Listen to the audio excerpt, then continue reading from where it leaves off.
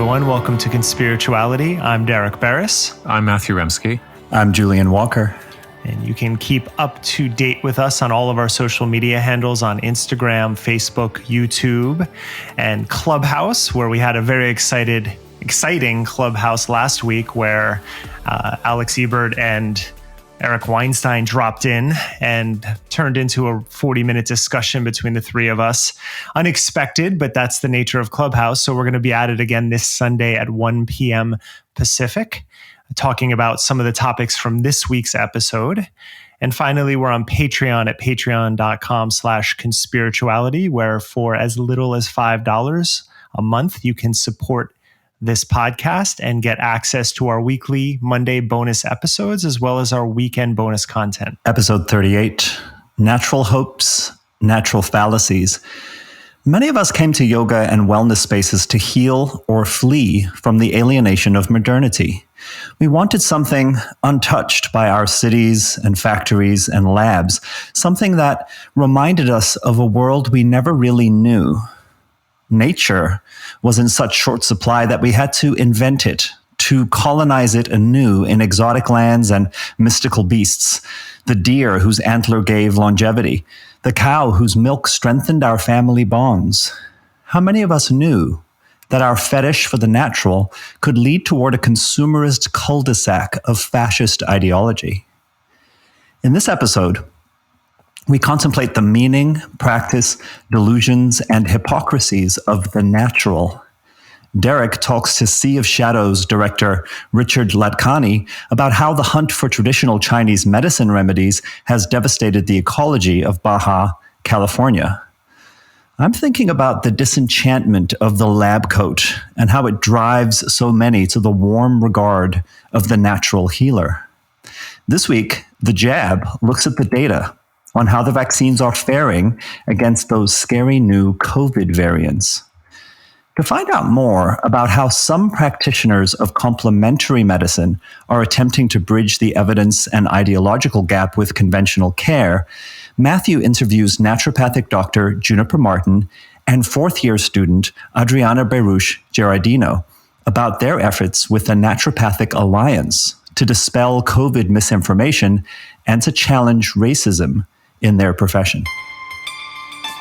This is the Conspirituality Ticker, a weekly bullet point rundown on the ongoing pandemic of messianic influencers who spread medical misinformation and sell disaster spirituality. So breaking news from late last night, it took less than an hour for Lucasfilm to fire Gina Carano after her latest social media barrage. The former MMA fighter and breakout star of Disney's hit series The Mandalorian topped off months of QAnon-tinged conspiratorial posts with a post that compared being a Trump supporter to being a Jew during the Holocaust. So trigger warning here for anti-Semitic false equivalency. Carano wrote, "Jews were beaten in the streets not by Nazi soldiers, but by their neighbors, even by children. Because history is edited, most people today don't realize that to get to the point where Nazi soldiers could easily round up thousands of Jews, the government first made their own neighbors hate them simply for being Jews. How is that any different from hating someone for their political views?" According to The Hollywood Reporter, Carano had also been slated to headline her own Mandalorian spin-off series, but Lucasfilm ditched those plans quietly in November in light of her anti-masking and electoral fraud social media posts.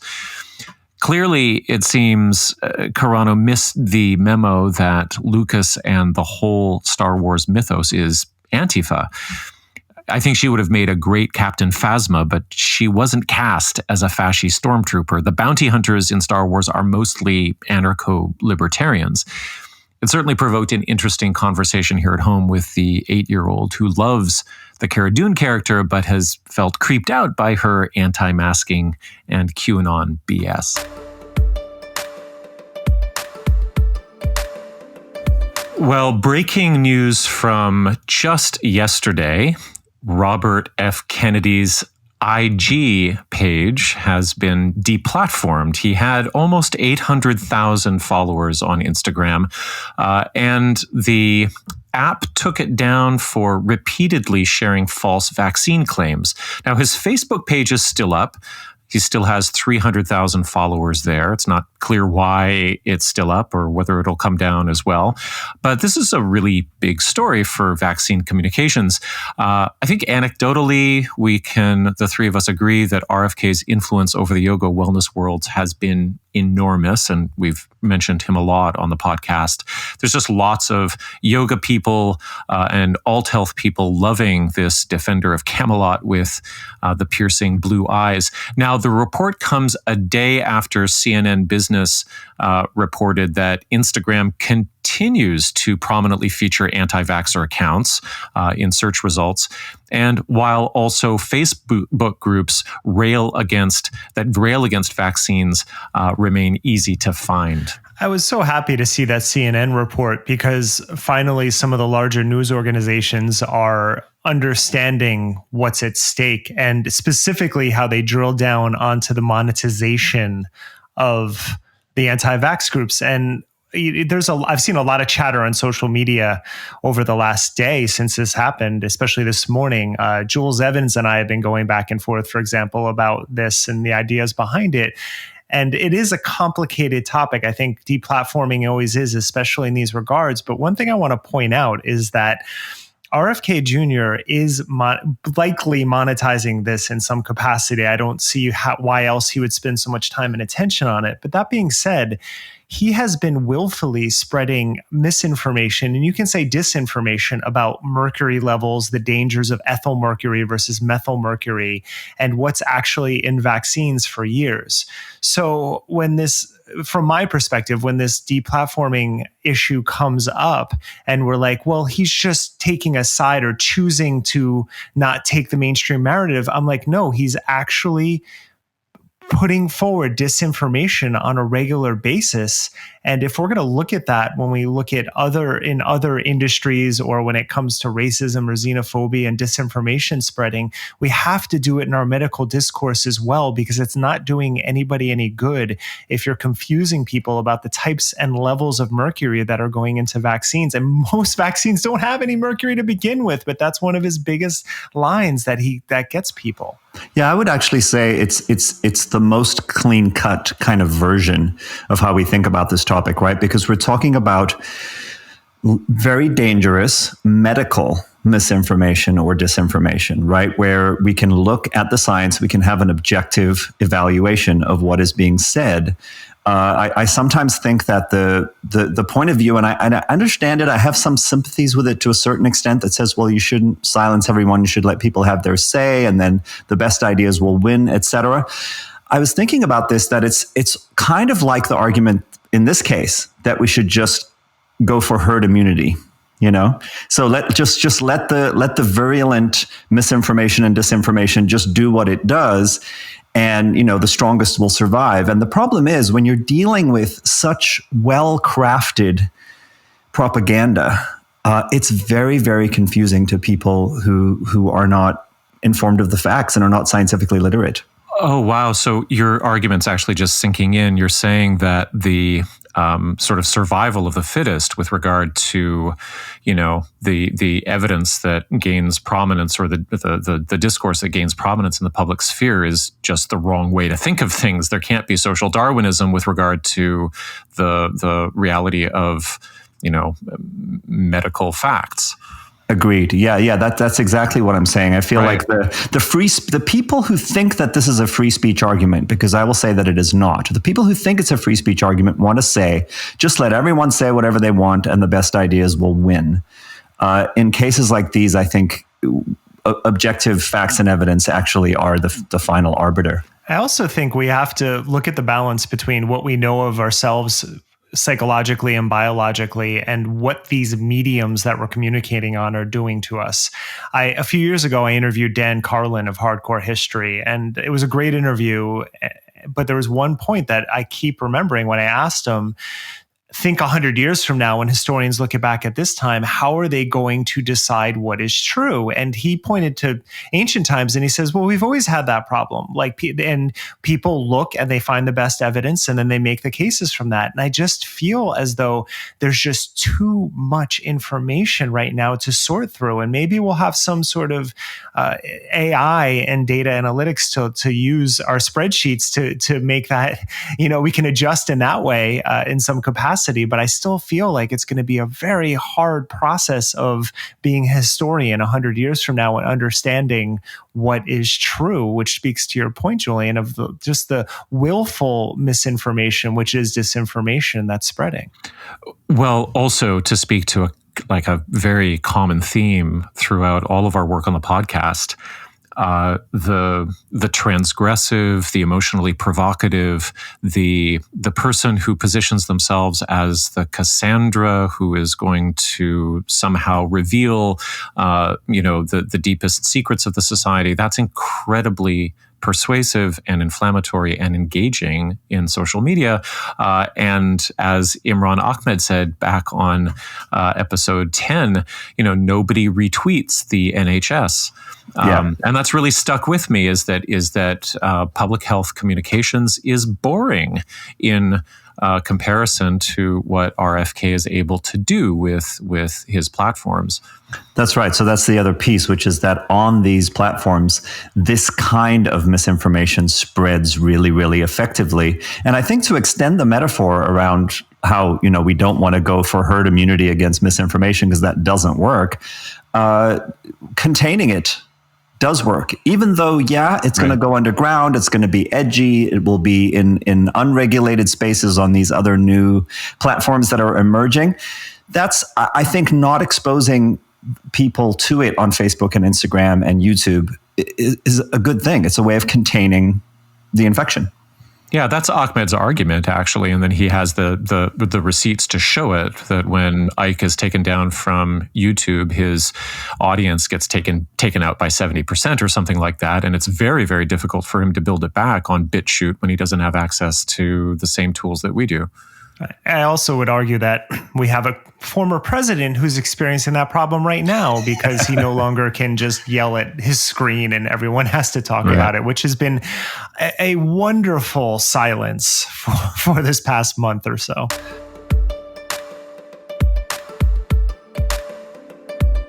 In many ways, we're still in a 60s hangover when it comes to psychedelics.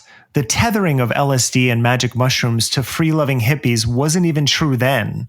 The John Birch Society was in full force, and many more Americans took tranquilizers than acid. Yet we seem committed to the idea that psychedelics and progressives go hand in hand. As psychedelics pioneer Stanislav Grof said, they're non-specific amplifiers. Julian and I have talked about that on previous episodes. So chant right-wing talking points during an ayahuasca ceremony, and they're going to be as equally influential as any spirit-loving messages you could receive. And that's the take of an excellent essay on Symposia by Brian Pace, who teaches psychedelic studies at The Ohio State University. Sounds like a great job. He notes that 2 of the rioters at the Capitol were psychedelics enthusiasts, and one was in possession of 40,000 doses of LSD at home. He then points out the tangled web of funding pouring into psychedelics research right now. Trump-supporting billionaire Peter Thiel has pumped $12 million in ATAI Life Sciences, which is a biotech company that also features a Trump-supporting founder. Meanwhile, Rebecca Mercer, proud owner of 6 adjoining apartments in Trump Tower, and the prior funder and potentially still could be, Steve Bannon, among others, she's pledged $1 million to MAPS, which is one of the leading organizations for psychedelic studies since the 1984 when Rick Doblin founded it. And Pace's piece reminded me of the Koch brothers, whose philanthropy in the arts gave them something to point to whenever they were criticized for their billions gained in oils and chemicals, and for funding the Tea Party. As Pace writes, A common misunderstanding about the social impact of investment and philanthropy holds that all money is good money as long as it's going toward good work. First, this assumption ignores the real tax and brand benefits gained by philanthropic funders, who can point to the good works they support whenever critics enumerate their dirty deeds. Second, since funders spread cash to many docile pots, they can saturate the discourse with a curated set of ideas which serve those who paid for them. And there was one aspect of Pace's reporting that I got caught up on: the link between the secret government plot in the 50s and 60s known as MK Ultra, in which unsuspecting prisoners, prostitutes, and homeless were experimented on with numerous substances, including LSD, and institutions like Johns Hopkins and Stanford. And I wondered if he was implying that funding from a half century ago was tainting modern research. So I reached out to him on Twitter, and he graciously replied. So I'm going to read the reply. I don't think it's a problem so much as it is a conversation we aren't having. It's not like, for example, Yale having a college named after a supporter of slavery, and we just pressure the traditionalists into changing the name. To wit, Matt Johnson of Johns Hopkins is openly voicing concerns that clinicians might turn into crypto gurus, imposing their cosmologies on patients and explicitly invoking the likes of Charles Manson to point to how bad things can get. So it's worth a serious inventory of how vulnerable patients might be to structural institutional power. We do that most comprehensively by placing psychedelics and institutions in their proper historical contexts, which is why QBark and Gitmo come up in the piece, and why we regularly bring up Peter Thiel's surveillance capitalist firm Palantir at symposia. I think a big lesson from the past is that we shouldn't set people up to become gatekeepers of the ineffable any more than we allow anyone to become the master of another person's universe. That's a great Twitter exchange. My gosh, your DMs are awesome. Right? He was very gracious and reached out. It was interesting because someone tagged me on his piece, and you had shared it, Matthew, and then he started following me, and then I was like, wait, that's the guy. Okay, great. So we started a conversation. But anyway, this is a difficult situation given that psychedelics research is in need of funding, but mental health treatments are certainly one domain that should remain free of political influence. So I want to open up this question and hear your guys' thoughts on this topic. I am so confused, to be honest. And I mean, my first generalized thought is that obviously late capitalism is just a co-optation machine, and its success seems to depend on just swallowing up anything that would challenge it as some kind of new commodity. So I always think of Kurt Cobain screaming his way out of Seattle in the early 90s with "Here we are now, entertain us," and how soon after that do dirty sweaters and unwashed hair become fashion symbols? And I imagine it was really hard for him to bear, but I don't know. On one hand, Thiel and Mercer investing in this stuff is, cashing in on something that is new. It's what investors do. And it seems that $12 million and $1 million are chump change. But are we seeing a rise in interest amongst the right-wing investor class in this stuff? Because are they trying to get woke themselves? Are they trying to open their third eyes? Are they going on medicine journeys? Because that's part of the story of everybody who's gathering in Austin, right? Totally. That's the Burning Man story. And I understand, too, that I've never been, but I've heard from friends who have gone that Burning Man has just been sort of taken over by tech bros who want to get spiritual, and they bring their air-conditioned yurts to the playa and stuff. So I don't know, is it that the investor class wants to wake up out of the dream and do what? What do they want to do? Speaking of Burning Man, I mean, just from my own experiences from 2008 to 2012, the amount of alcohol that was in the latter one, and the amount, in 2008, you could walk into any tent you wanted, any camp. You just walked anywhere and people were there with food or drugs or music or whatever. In 2012, it was like a club, and it was a lot different. So that, Burning Man, there was many great things about it, but it's a completely changed institution at this point. So I can't speak directly to that because I'm kind of tapped out of that culture at this point.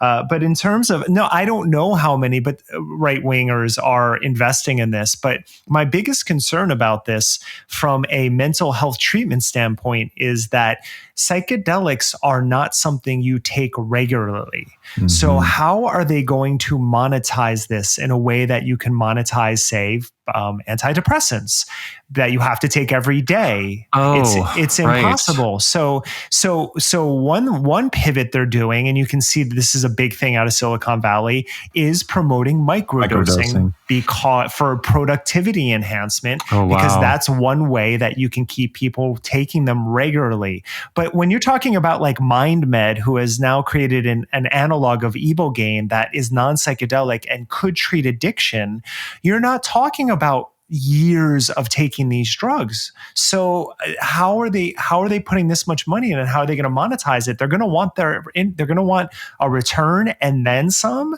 And so that's going to take psychedelics into a very frustrating and confusing place that can be very damaging. I'm such a neophyte to all of this. I hadn't even clued into that if we're talking about regulating cannabis, we're talking about, pretty regular usage and sort of, ongoing dosing. But yeah, I can totally see your point that turning psychedelic medicines into sort of ongoing treatment chemistries is just weird. I continue to do psychedelics, and once or twice a year I have my experiences, and that's enough. Like, it does what I want and I enjoy it. But like, I'm somebody who has 26, 27 coming up years experience with these things, and I would not ever do them more than that. So I don't really understand how they're going to monetize this. And Peter, yes, because Peter Thiel can't make money from you. Doing 2 trips a year. No. Yeah, $20 a year. Right. a little more than that, but yeah. Well, you're doing the good stuff. I mean, it's so weird, right? Because we have this touchy-feely kind of sense. It's whether it's like healing trauma or it's like going deep into some kind of experience of the sacred that usually has countercultural overtones. It's hard to understand. It's actually hard not to be really suspicious in a mildly paranoid way about these kinds of billionaire conservatives getting all up on that market. It's very strange. But it's related philosophically to something that I worry about when friends and colleagues of mine, especially in the yoga space, rely on this kind of essentialist revelatory argument for how particular spiritual traditions or experiences, so in this case it would be psychedelic experiences, but it could also be yoga, meditation, what have you, inevitably implies or will in some transformational way lead to progressive political values. Right. That always seems misguided to me. Well, totally wrong. Yeah. It doesn't work. It doesn't work. It's not predictive at all. As we've talked about with the Nazis, right? Right. Yeah. And I'm curious, Derek, in terms of your long association with psychedelics over the last few decades, in terms of the history, and this is probably true of yoga as well. I wonder if it becomes inevitable that over time these practices, as they move to being more mainstreamed, sort of reveal to us that actually all the counterculture values that you thought were, completely married to the experiences that the practices would deliver are perhaps non-specific after all. And anyone with any ideology can justify it through the experience. I think that's already proven out. I think you're not paying attention if you haven't noticed that. But then again, these substances are so new to so many people, so there is going to be a learning curve in that way. And again, I think a big part of it was the branding of the 60s, the way that Jefferson and Airplane and the covers of Woodstock and all of that were happening. It implied some sort of unifying force, which was very much a part of it for a certain part of the culture. And that's important. But I also want to point out that I don't romanticize romanticize the past, which is also happening. This idea that you can only do it in a specific way. I am very much a fan of the research, because if we can get people off of some of these antidepressants, if we can find ways to treat addiction through these substances, this is the work that was going on throughout the 50s. There was over 1,000 studies on LSD in the 1950s, and it was showing very good effect for a number of psychological conditions. So that is good. I want to be clear on that. There's just going to be the creation of new rituals, because there's always the creation of new rituals. I just hope that we can have some sort of unifying effect behind them, and that we don't get lost so much in what Matthew said, late stage capitalism. I hope that doesn't become the only drive. It's going to be a driving force, period. Like, there's no way you're putting this kind of money in and it doesn't influence it in some way. But I hope that it also creates room for enough rituals that people can find value, and we can also get some of the people off some of the pharmaceuticals that they've been on for too long. There's also this collapsing together of the categories of spiritual or contemplative experience and the category of optimization that I find just so tragic, where it's like if there is an investor class or a tech bro class that is playing around with psychedelics or making it a feature of their culture, and microdosing is becoming kind of like a dietary thing where people are able to sort of improve their work time performance. I'm like, where is the pathway? It's not as though I'm a transcendentalist at all, but where is the space for the ritual experience that is apart from your working life or apart from the development of a product, or that's productivity, that's apart from your startup or something like that? Because I mean, it's just all of that shit falls away. And my understanding, like, you guys are the guys who do this stuff, so I don't really know, but my understanding is that the whole point is to see a different type and experience a different type of reality, and to have access to it. That's part of it. But what they have done more than anything from me is just bring up my own shit. Mm-hmm. Like, it's just, I'm lying there, and yeah, there are fractals on the ceiling, and yeah, my body feels like it's floating, but I'm going through my emotions and my problems in my life, and I'm thinking about them. That is predominantly what's happening during the psychedelic ritual. Yeah, but that exists in a kind of space that I think Matthew is saying we would like to imagine is somehow set apart from concerns with career ambitions and being a good company man. Agreed. Well, because I think I've even heard people in contemporary plant medicine culture talk about that dredging of the unconscious as being essential for forward movement. That itself becomes part of the workshop circuit. That you're going to delve into your deep unconscious so that you can optimize the rest of your life instead of just for manifest your reality. Right. Instead of just doing it for its own sake, which would be the project of being human. Well, also think of it this way. The way that cryptocurrency was imagined and the way that it's playing out are very different, right? So you had a system that was trying to break up the other system, and it just became, right now, it's just become a part of it with all the investor speculation around cryptocurrency. Sure. And I would argue the same thing has happened in psychedelics, where we're trying to imagine what it's for, but we're stuck in a psychiatric model that intentionally sometimes creates disorders in order to find applications for the drugs.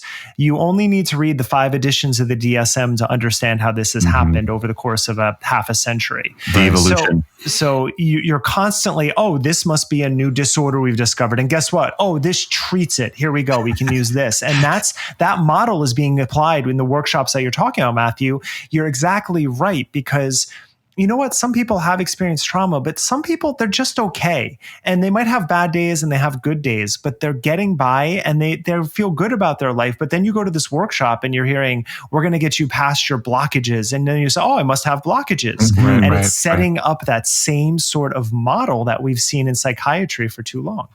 Yeah, and what we're talking about has applications in terms of how mindfulness has been marketed as well, right? Let's all do mindfulness so that we can be more productive at work. Totally. The thing that comes up for me though, that's inescapable, especially when you bring up the specter of MK Ultra, is like what ulterior motives might some of these investors have in terms of how they use these substances? Is it all for some sort of therapeutic aim, or is there some interesting other aspect that they're focused on? The Jab, our weekly segment on the crucial COVID vaccine and the misinformation conspiritualists love to spread about it.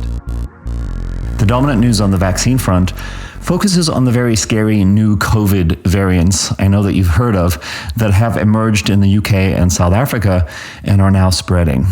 So far, the South African variant is the really worrying one, given that the AstraZeneca vaccine appears to be largely ineffective against it.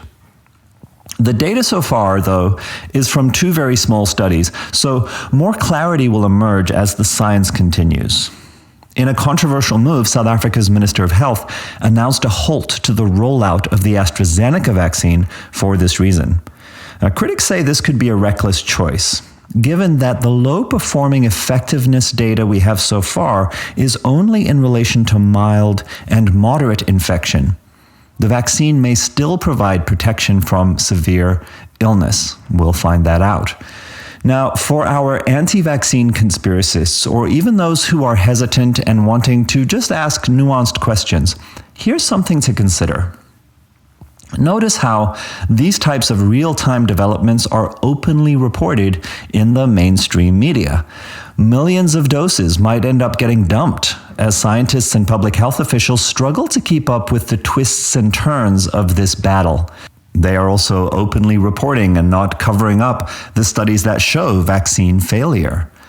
Now, the truth is we don't have cognitive closure or the oft-caricatured, arrogant scientific certainty on any of this.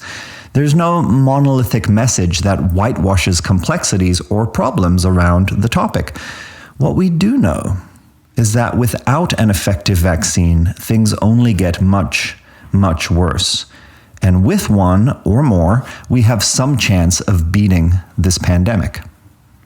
In potential good news, according to Vaccine Education Center Director Paul Offit, the new Johnson & Johnson vaccine, which is 85% effective against the original virus, appears to be around 57% effective against the South African variant. Despite this new one-dose refrigerator-stable vaccine being less effective against the South African strain, so far it seems to nonetheless give good protection against severe disease, with only mild and moderate symptoms in the group who still got sick. The same is true of the Novavax, Moderna, and Pfizer vaccines. They protect against severe illness, even in cases where infection still occurs. Offit says that variants are inevitable, but the real question is going to be whether or not the variants are able to fully overcome the acquired immunity that vaccines or infection provide. A red line would be crossed if we start to see significant numbers of those who have received a vaccine or who have recovered from previous infection ending up needing to be hospitalized with a new infection. So far, that red line has not been crossed, so Paul Offit remains optimistic. Meanwhile, AstraZeneca, and we would imagine everyone else in the marketplace, is working on modifying their vaccine to include protection against the South African variant.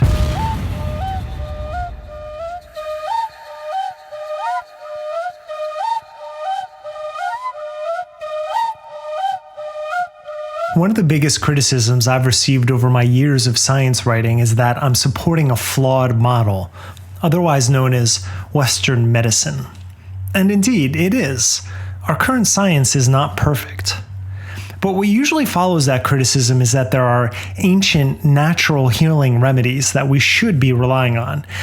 And that's equally problematic.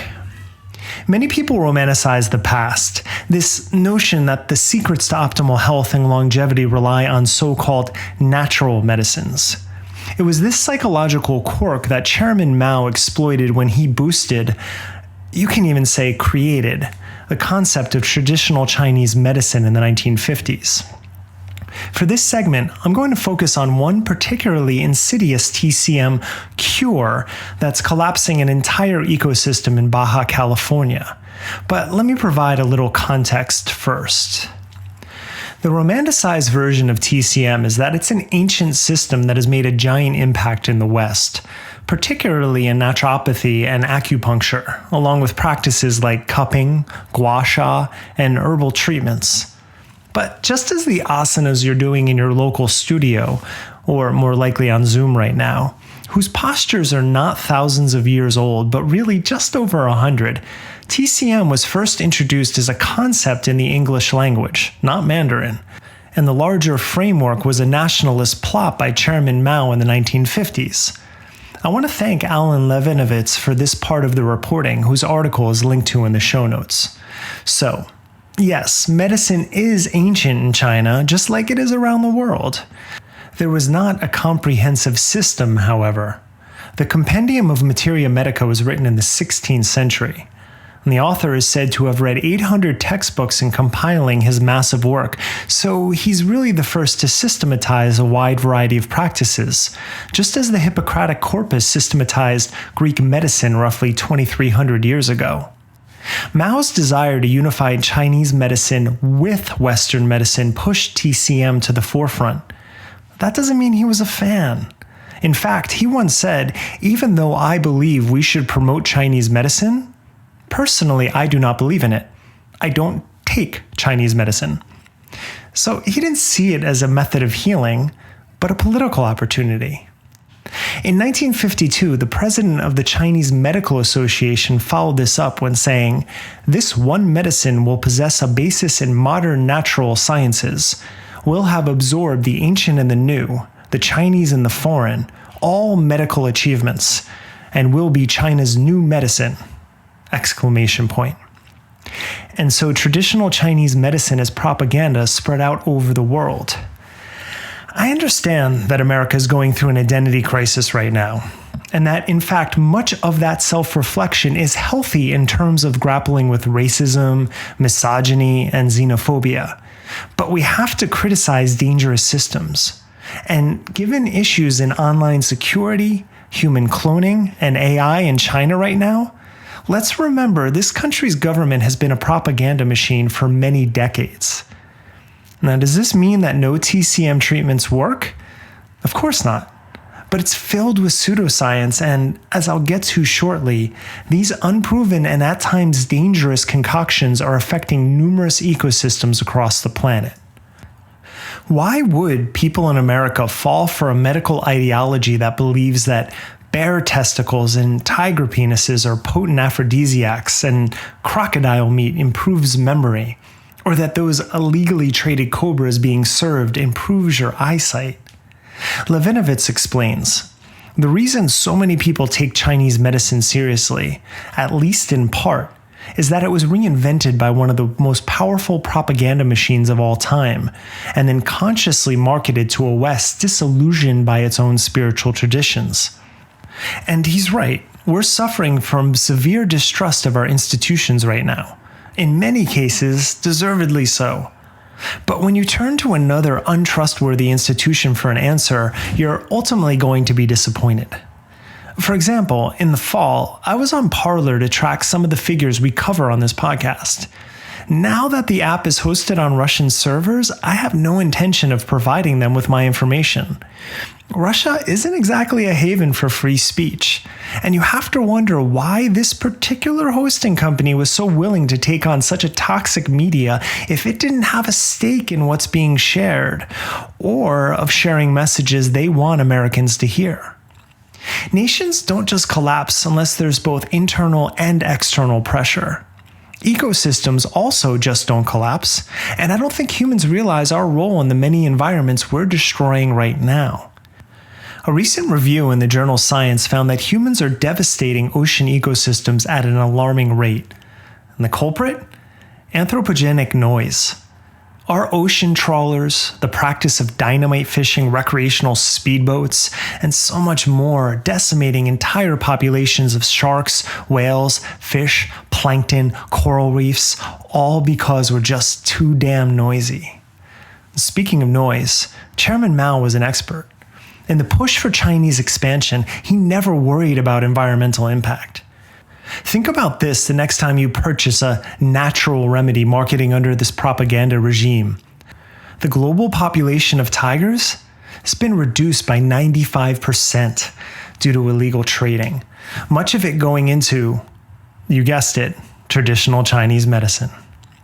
Environmental impact is what inspired this segment. It's very hard to listen to wellness influencers discussing their organic diets and holistic lifestyle when actual consideration of the environment means abandoning traditional Chinese medicine. Not the parts that don't work, but all of it.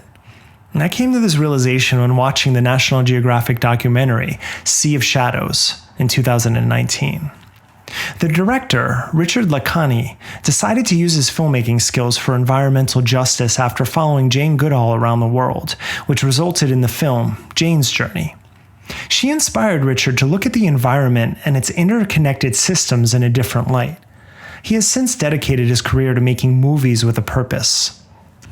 Richard's next film brought him to Africa, where he went undercover to track the illegal poaching of elephants. Middle-class Chinese prize ivory as a status symbol, and bandits were more than happy to supply it. And thanks to his film, The Ivory Game, the poachers were sentenced to 12 years in prison, and the Chinese government began enforcing laws against the trade of ivory. And that film was produced by Leonardo DiCaprio, who then called Richard to document the Totoaba trade in the Sea of Cortez. This region, which connects Baja California with mainland Mexico, is being overrun by the Mexican cartels and Chinese mafia, who are working together to kill Totoaba for their bladders, which in TCM is believed to cure arthritis, a completely unproven claim. The Sea of Cortez is the only place in the world the Totoaba live, and their population is being decimated by Mexican fishermen working for the cartels and the mafia. Now, even worse, vaquitas, the world's smallest whales, are also being destroyed. At the time of filming, there were maybe 40 left in the wild. I had the chance to talk to Richard shortly after the film came out, and I asked him if the entire ecosystem will become infertile if this trade continues. Well, absolutely. If the vaquita goes extinct, which we're trying everything, in our power with the impact of film and so forth, for that not to happen. But if it happens, it will mean that the cartel is going to completely take over the area because the attention, the focus, the spotlight that it has right now, because of the vaquita, because it is such a symbolic animal and it's been, highly exposed now what's going on, and the Mexicans are aware of this. If the vaquita goes extinct, what will happen is the NGOs will be removed from the area. They will just move on to a new war somewhere, some conflict, maybe in Peru or South Africa or who knows. That they're going to pull out, the Mexican Navy, the warships, because they will be like, well, it's too late now. It went extinct. And what will happen is the cartel is going to 100% take over the Sea of Cortez. All the fishermen are going to be pressured to go out for the Totoaba. And you've seen how they do it. They drop thousands of gill nets, walls of death, kill everything just to get to that one last and final Totoaba. And they will kill everything in its path. All the whales, the sharks, the dolphins, the turtles, everything will disappear just because they're going for that Totoaba. And until that last Totoaba is dead and they have sold it to the Chinese, that war will continue and it will completely destroy the future of these fishermen, the fishing grounds for the next decades of fishermen. There will be nothing left and it will be a dead sea. A sea of death. Again, remember, this is all thanks to lucrative smuggling due to traditional Chinese medicine. I then asked Richard if he conducted any research on this area of medicine in China. We did a lot of research and we even filmed in China for a month. The reason we didn't include that in the film was because we realized that there was no demand for us we didn't have an ask of the Chinese government, because it was already illegal to trade totoaba. And we did find out, everyone we talked to, every scientist we talked to said to us, it's not proven, Western science, right? They couldn't find any proof that it has any medicinal power at all. But 3, we realized that it would need a whole generation for a campaign to change the minds of the Chinese. And the vaquita maybe has 12 months left. It will never be solved in China. There is nothing we can do in China that will stop this trade in time, because this is driven by the Chinese mafia and the cartels. They're pushing it out.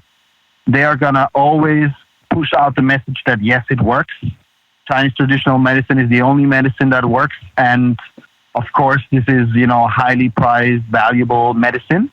And it will take like a decade or 2 decades to actually maybe have an impact and change the minds of the Chinese people. Now, I can't recommend this film enough, but seeing the violence around this trade, the real human cost, is an eye-opener. In one harrowing scene, Richard and his team were being fired at by the Mexican cartel for filming their activities, which he described to me in detail. We were running, we were hiding behind cars and everything, so I knew what was happening, but it was, there was fear, but there was also control in the way of like, okay, now stay focused, watch those rocks coming. It got even more like, what scared me the most was that when shots started to appear, like we were hearing gunfire, I was like, oh shit, I don't know who's shooting at who, because we weren't able to see. Is it the cartel now opening fire on us? Is it the Navy shooting at them or in the air? And the one moment that I thought, okay, now we are really in the shit, is when I heard bullets ricocheting off walls around us, because that meant that they are firing not in the air, but actually at us. Just got worse for us after that. I mean, there's stuff that is, not in the film, when we got threatened by the cartel right after, because they had exposed our identities. I mean, they had seen us, photographed us, then they followed us home. And then we got direct threats from Oscar Parra, singling us out, and actually he requested a meeting with me that the following night, and I had to come alone. And it was I was like, why? And he's like, well, he wants to talk to you and you can talk to him as well. And I was just like, no, I don't think so. And they sent guys to our house, and it was very, very threatening. And that's when we knew we had to get out of there. I mean, that was like 3 weeks after he had shot that soldier in the street. So we knew he was a brutal murderer. Fishermen who resisted the demands of the mob either went broke or, as happened while making this film, were killed. Also, people half a world away could pay exorbitant prices for a medicine that isn't actually a medicine. Elephants, bears, tigers, oh my, and those aren't the only animals suffering population collapse for pseudoscience. Every ecosystem is a delicate balance of forces. When you destroy one animal, others suffer or overpopulate and thrive until, as humans are showing right now, they destroy everything around them. While I'm all for alleviating human suffering, we don't seem particularly adept at recognizing our environmental impact. The cognitive dissonance between what we think we are and what we really are, it can be, and often is, murderous. And unfortunately, pseudoscience is the primary language of conspiritualists, a sort of Esperanto for wellness influencers and their downlines. Traditional Chinese medicine is thriving during this pandemic. And wouldn't you know it, China's state-controlled media, run by President Xi, is continuing what Mao started 70 years ago: the dissemination of misinformation and pseudoscience for profit and power. And it seems that the conspiritualists who spend so much time railing against the secret cabal of big pharma and their insidious vaccines don't even realize they're being played. The exact criticism they level against the sheeple who are just trying to survive a confusing time by following public health guidelines.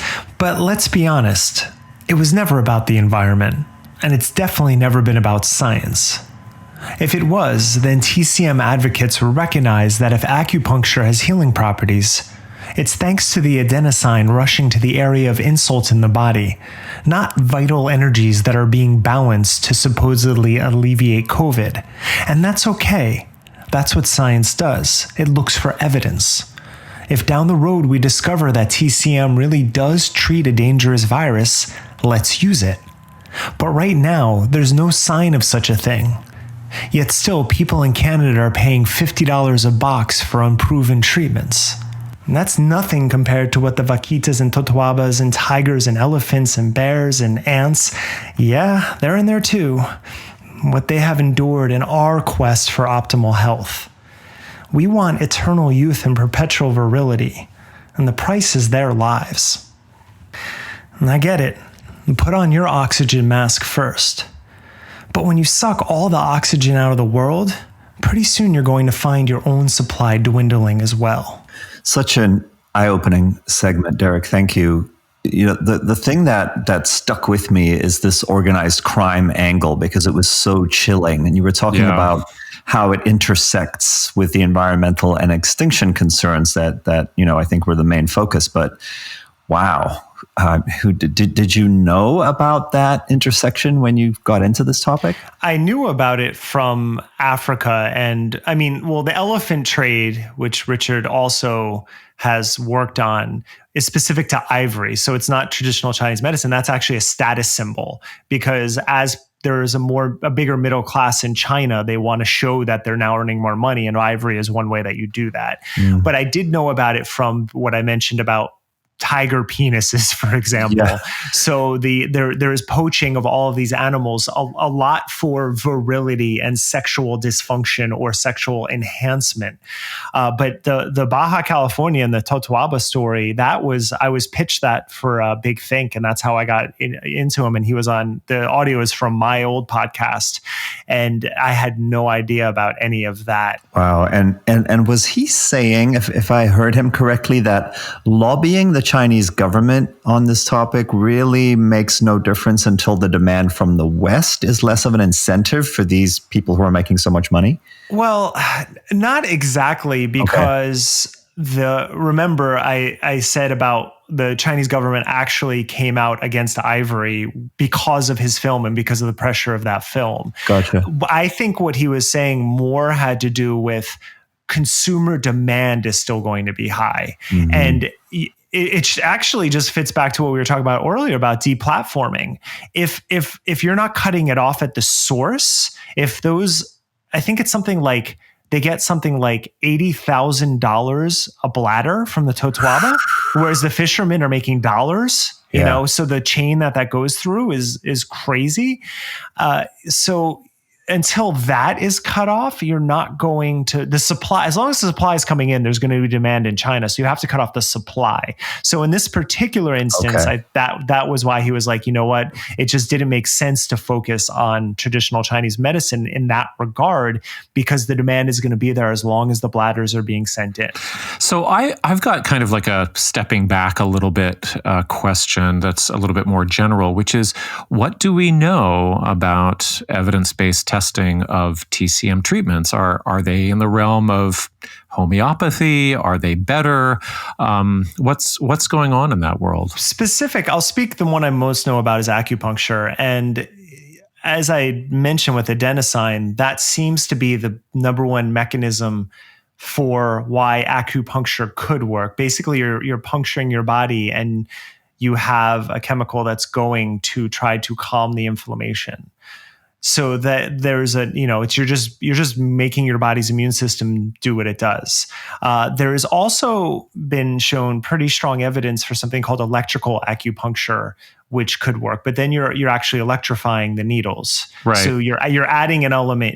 You're no longer talking about meridian. I mean, you could think you're talking about meridians, but you're actually adding another layer of potential insult or healing, however you want to think of it, to the body.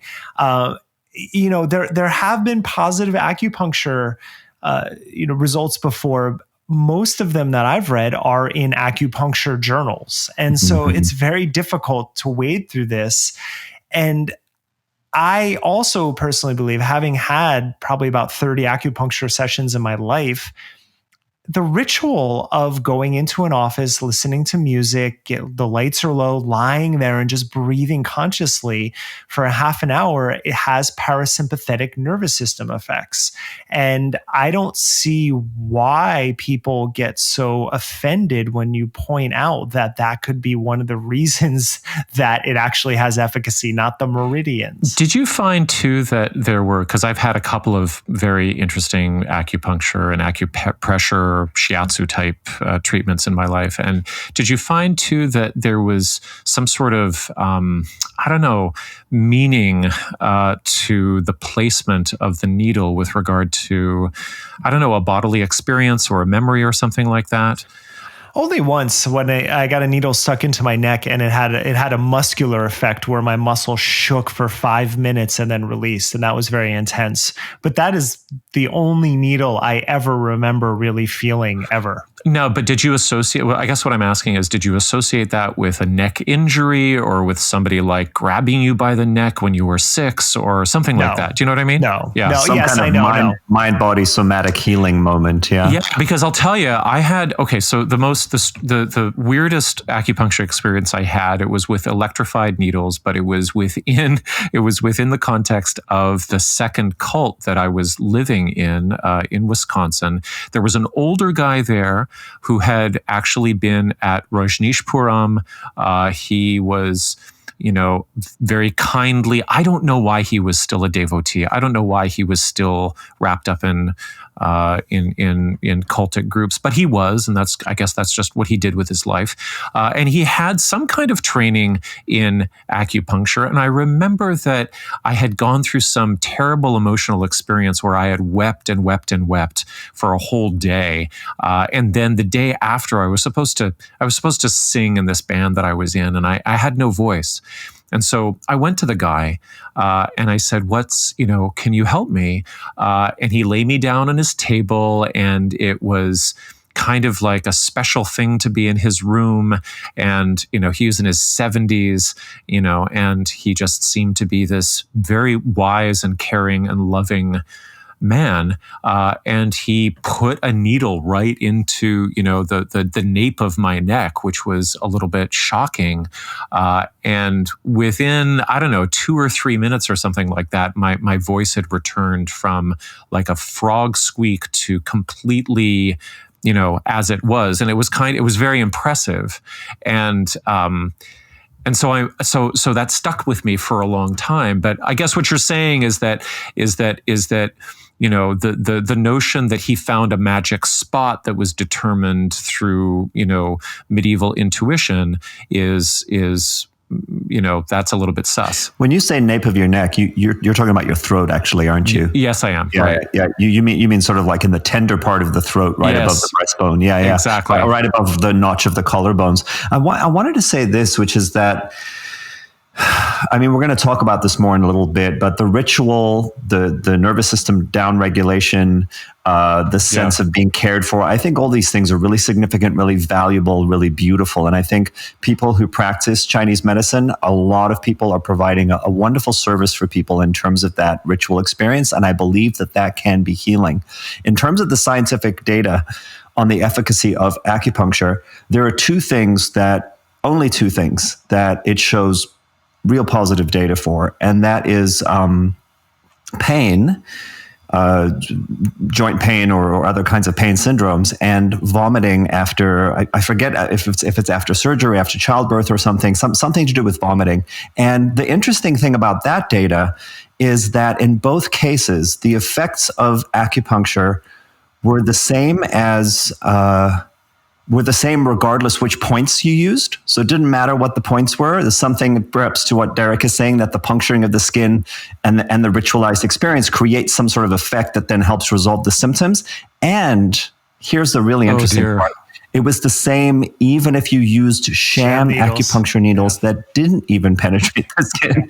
So it's like, so I don't understand. What would a sham needle be? It doesn't penetrate the skin. It's just no. But how do you? So it's a placebo needle or something like that. You think it's penetrating? Yes, like a stage dagger, right? Where you, as you're pushing it in, the needle actually retracts, right? So this is really tough to deal with, and this is the place where I think we potentially get into trouble, because we're going to have a lot of people who listen who are like, no, I love acupuncture, or I am an acupuncturist, and it's just so.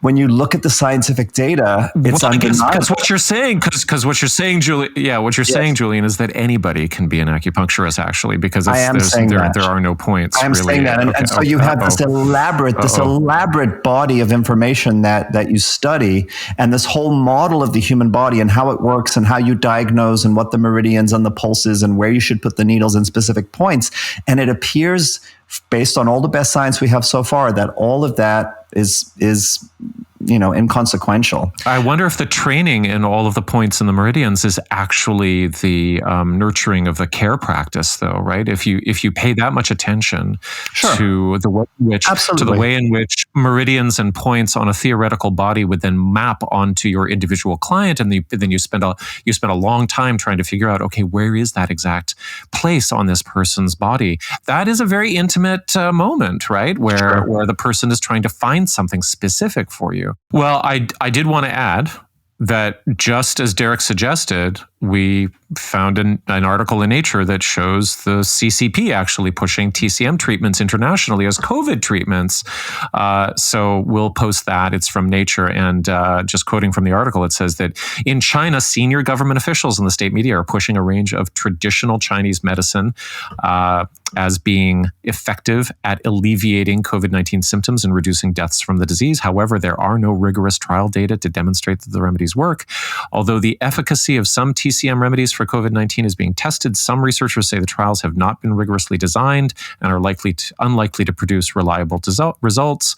Government officials and TCM practitioners deem the remedies safe because some have been used for thousands of years, but significant side effects have been reported. Quote, "We are dealing with a serious infection which requires effective treatments. For TCM, there is no good evidence, and therefore its use is not just unjustified, but dangerous," says Edzard Ernst, a UK-based retired researcher into complementary medicines. One question came up when you were going over that, Matthew, that I think about, because the segment on Richard Ladkani I had posted on YouTube because of some stuff we pre-record here for sake of time, and some people pushed back as expectedly. One thing I've noticed is that a lot of so-called Western doctors that I've interfaced with or interviewed or talked to, they tend to be more honest about, yes, this could work, it might not, and we just don't know, and we're doing our best with it. But over and over again, I'm running into people in these holistic spaces who, if you criticize what they believe in, it's just, you're just a shill, or you're wrong, or you don't know what you're talking about.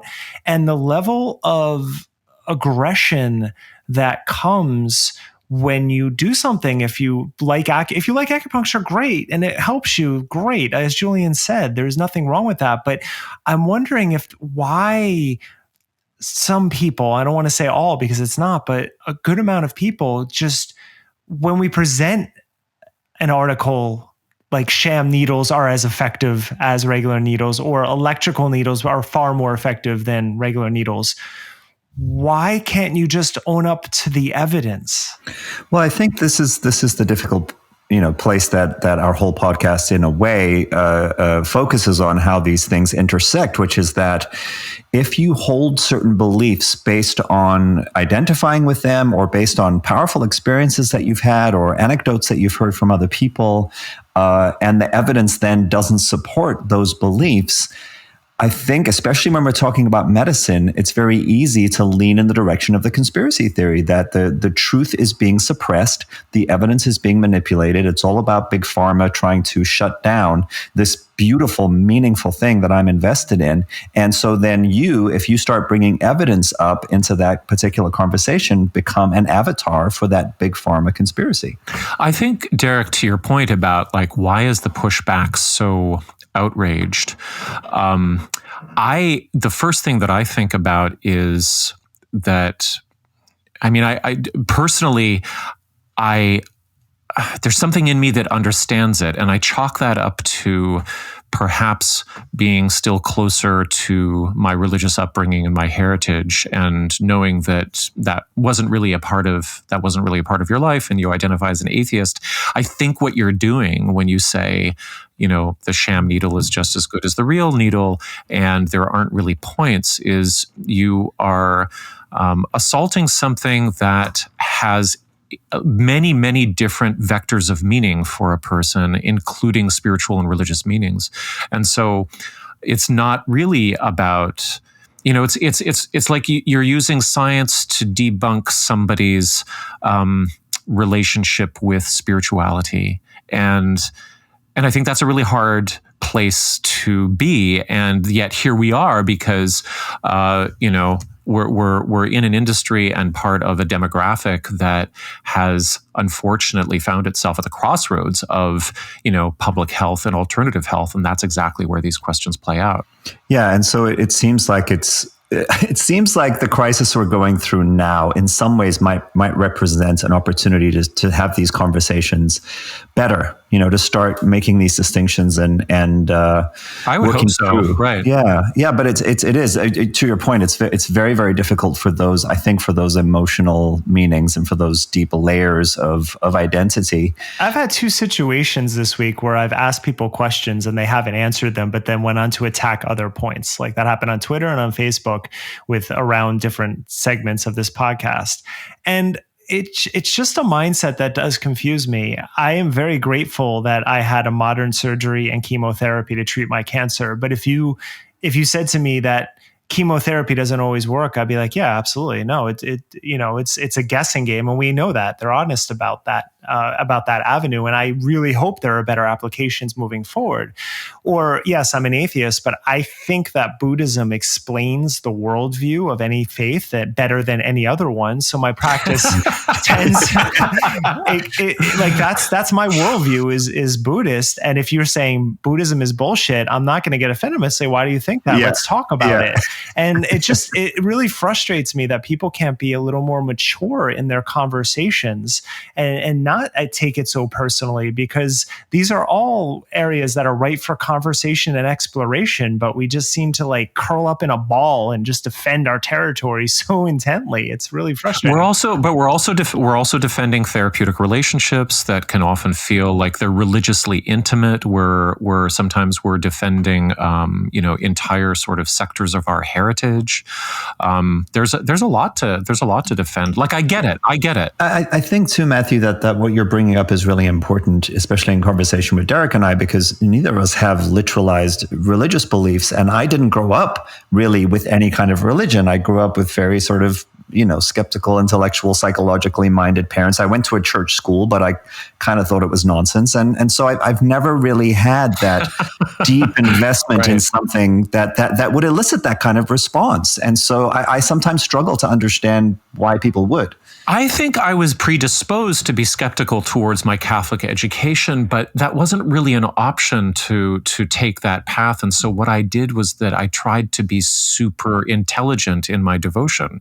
Yeah, that was my I don't know whether it was a default or just I don't know, chance or something like that. But does Catholicism afford that? Like Judaism, I know does. I by name I'm Catholic, but I never Does really it got afford? into it. Does it afford what? Is there an intellectual tradition? Oh, absolutely. Sure. Yeah, absolutely. In fact, yeah, like I was blown away by Thomas Aquinas. and my first big sort of contemporary Catholic crush was Teilhard de Chardin, who was an evolutionary biologist who also said, basically that the transubstantiation of the world can be understood in scientific terms, and there was no daylight between his faith and his devotional poetry and his scientific inquiry. Well, it's funny, Matthew, because you kind of name checked Ken Wilber on social media this week, right. and Teilhard de Chardin is one of his big heroes as well. Yeah, well, Yeah.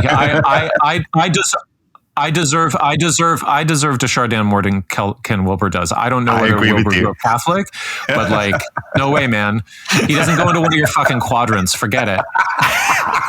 Someone tweeted at me like my thoughts on Ken Wilber. And I'm like, that's the other two guys. Like, I don't have any thoughts on it. That's good. It's good you don't have any thoughts. It's wasted probably time. for the best. Right. So in terms of everything we're discussing, I just want to say, I feel like medicine is multivalent. It's only very recently that medicine has been defined by scientific method. It's rooted in much older and deeper ways of interacting with the mysteries of life and death, illness and healing, ritual and result. Medicine has also always been profoundly relational and experiential, with the healer holding this esteemed and magical position in the collective psyche. The healer often seen as being possessed of secret knowledge, intuitive gifts, altruistic compassion, spiritual insight, and these things all constellate in the archetype of the healer, whether we like it or not. So I think as part of that, we have this long history of seeing sickness and good health as being indicators of virtue or sin, as representing divine reward or punishment. And in more modern terms, we've seen it perhaps as psyche expressing itself through soma. I'll never forget giving a workshop, and at one point, this woman who was a psychoanalyst put up her hand, and we were talking about mind-body connection kind of stuff. And she said, well, actually, I've heard that all illness is an expression of the psyche. And so it's a very appealing kind of way of navigating some of these tensions. And I think often, and I know this has been true for myself, we can see the healer as interpreting in seemingly wise ways that relationship, that metaphorical connection between mind and body, or between spirit and flesh, in ways that help us to resolve perhaps the metaphysical or energetic underlying meaning of illness.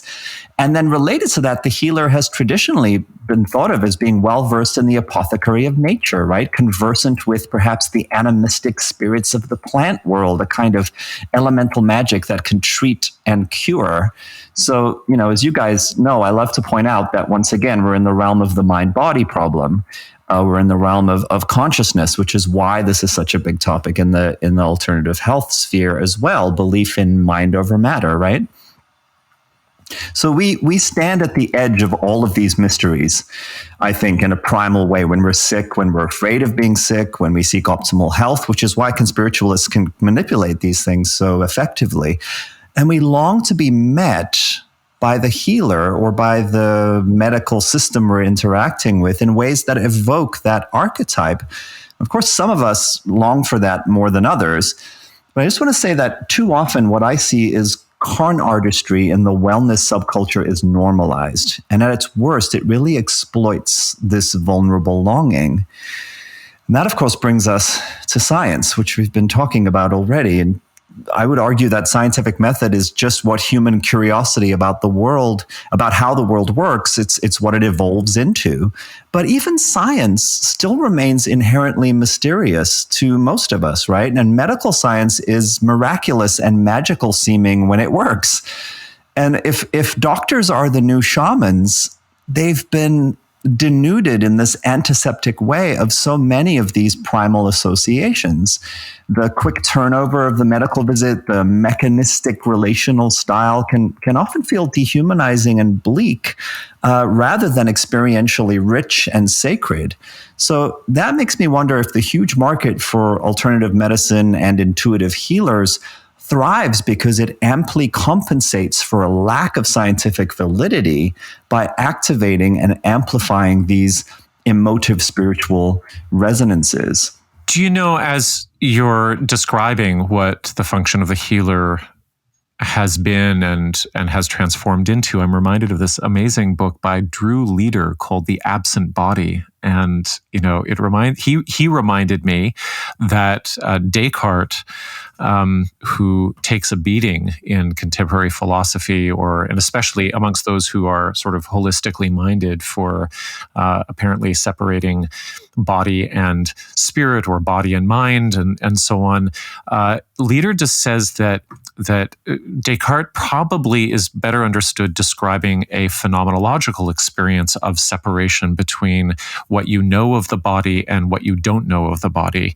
And he talks about the internal body then as being absent, as almost like a black box, that even as you take a swallow of water, that, once it gets past a certain point, you can't really locate it anymore. You don't have, you don't really have interoception. Your sensations and your digestive system and your blood, it's just all like, I remember somebody said to me, how do I even know that I have organs? I haven't seen them, and so it's like the pre-modern healer has to become the poet of that internal black box in a very compelling way.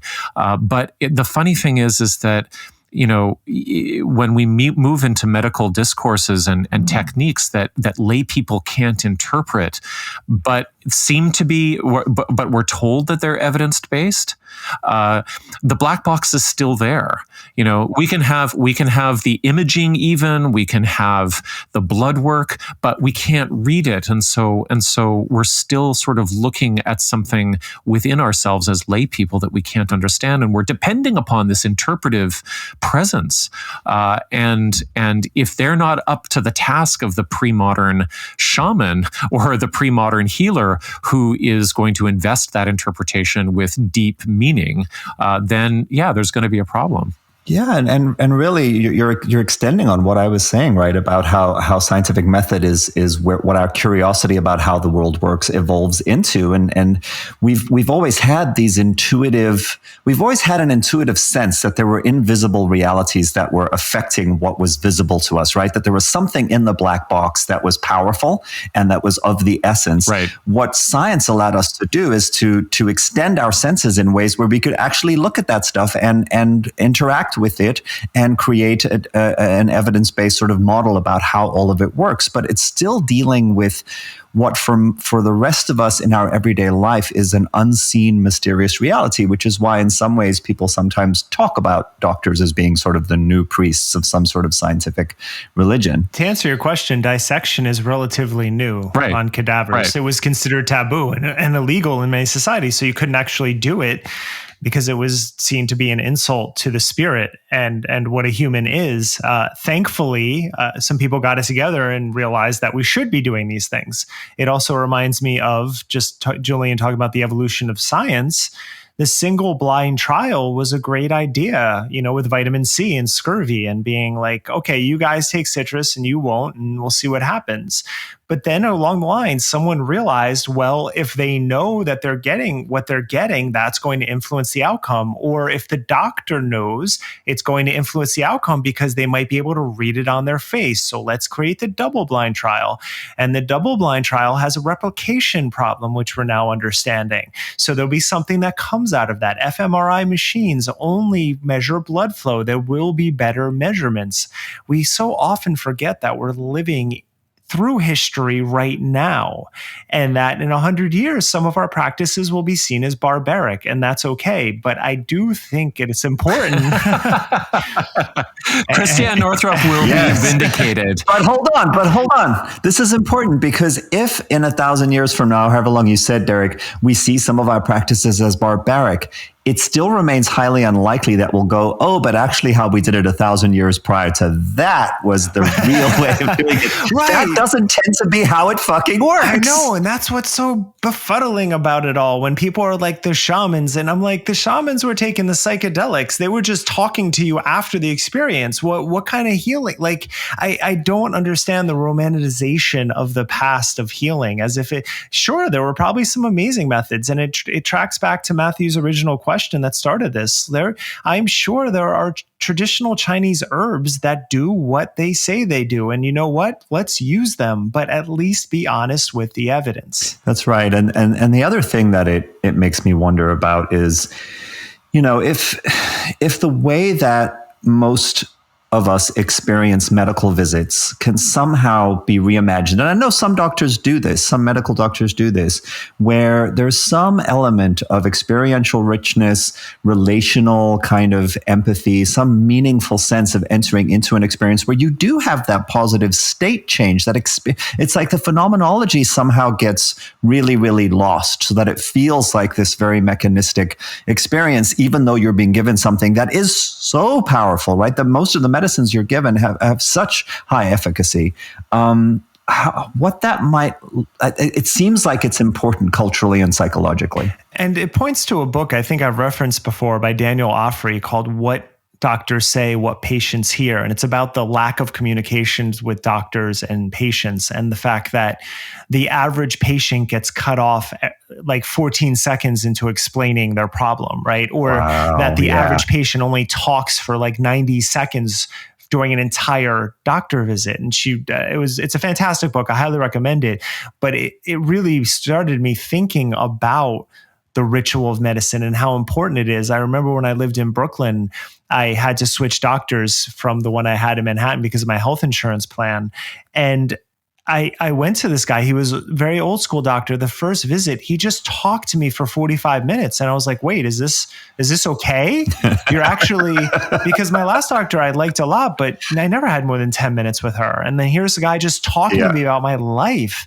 And I felt so comfortable with him. And I haven't had that experience living in Los Angeles. I had some good doctors, but nothing like that.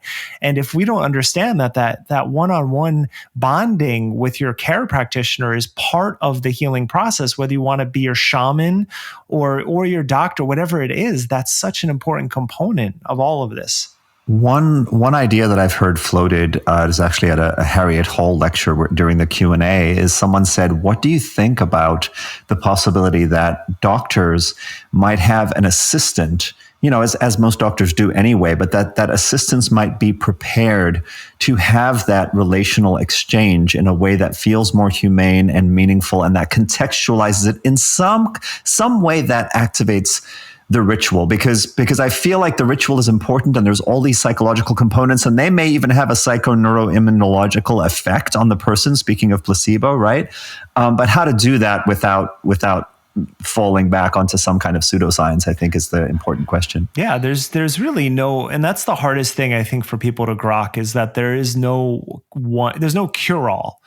Like, again, you can look at something like extremely powerful like chemotherapy and just shut down your immune system for a little bit of time so that you kill the invading cancer, the cells that need to be killed. Like, so you can have that. But in terms of that relationship, if your acupuncturist is a person you just feel comfortable with, that's part of the healing process. And I take no issue with that. Those bonds are important and are lacking overall in our society. I mean, I just signed up for it again. I had 5 insurance health plans in 2020 because of my wife losing her job, because of me going off my insurance, because of the state of California, me getting a new job. And every time I had to look for a new doctor, that is super frustrating. And that part of the process is always going to be a problem. Mr. Socialism is going to jump in Canada. Yeah, I'm just wondering if we have data on whether that nightmarish turnover has been studied as having an impact on care. Oh, I'm sure. And care relationships in some way. I mean, if you have to, let's say it would be like, starting a new therapist every 6 months or something like that, Yeah. I mean, a little bit simpler because they're, you're going to arrive and they're going to read your chart instead of take your life history. But still, it must be very jarring to just restart that over and over again. I have a family doctor that I've had for the last 8 years, and she has been with my wife's family for 30 years before that. And I walk into her office and it's like being with an aunt.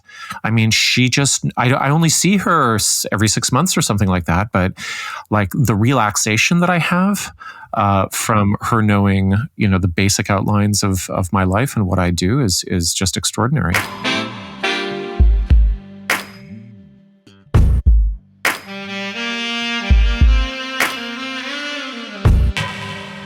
All of this exploration of meaning and the relationship between metaphor, story, experiential states of being, and how we deal with death, illness, and the psychology of healing and medicine is so fascinating.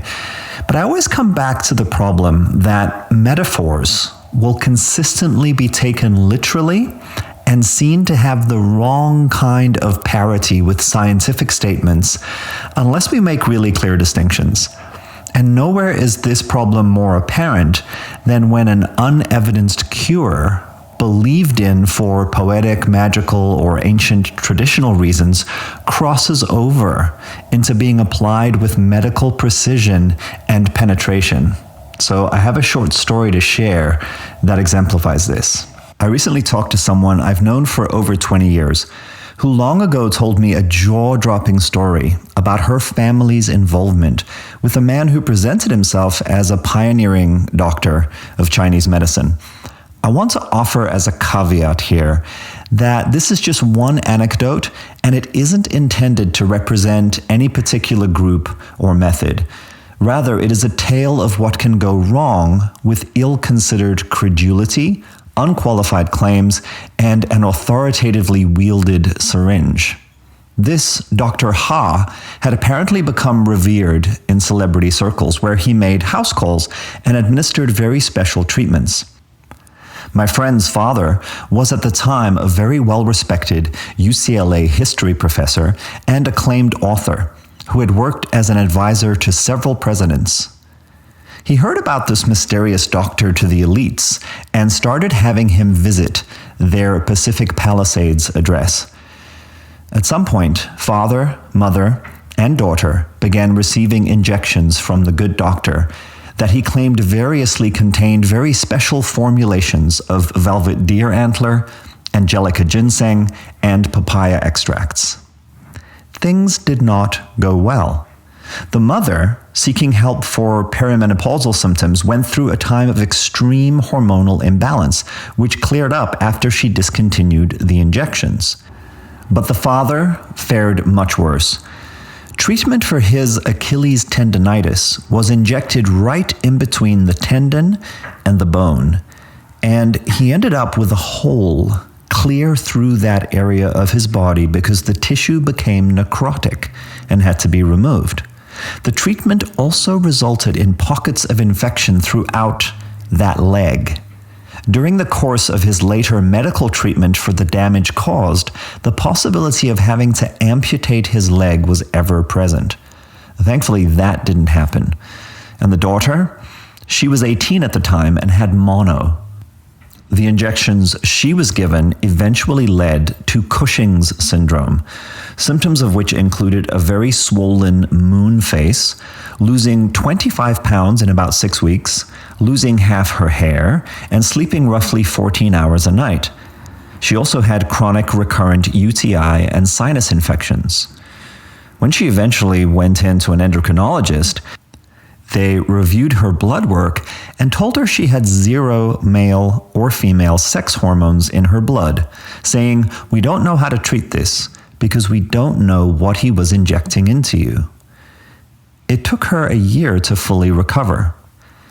Her family sued the doctor and won only a very small settlement because he had all his assets in his parents' names and no insurance.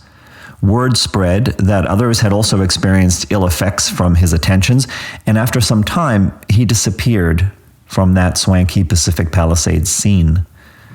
Now, I'm not saying this behavior or outcome is characteristic of Chinese medicine or any other alternative modality, but I am saying that dangerous charlatans can succeed within a subculture all too quick to give trust and money and social capital to anyone who says the right things and plays the part of the magical healer dispensing snake oil, which in this case was snake venom. The metaphorical resonance here with how susceptible so many in the wellness space have been to poisonous misinformation in the time of COVID might give those of us still committed to the best aspects of our disciplines and practices a lot to chew on in terms of how we move forward.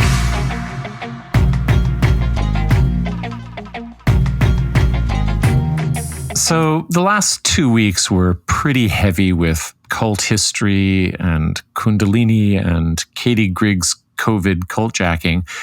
This week, I just needed to get out more, look at the sky more, enjoy outdoor skating more without stressing about who I was going to piss off and why. So I also spent more time taking in some really well done and inspiring content related to our beat. And so my ticker turn this week is going to feature a couple of reviews.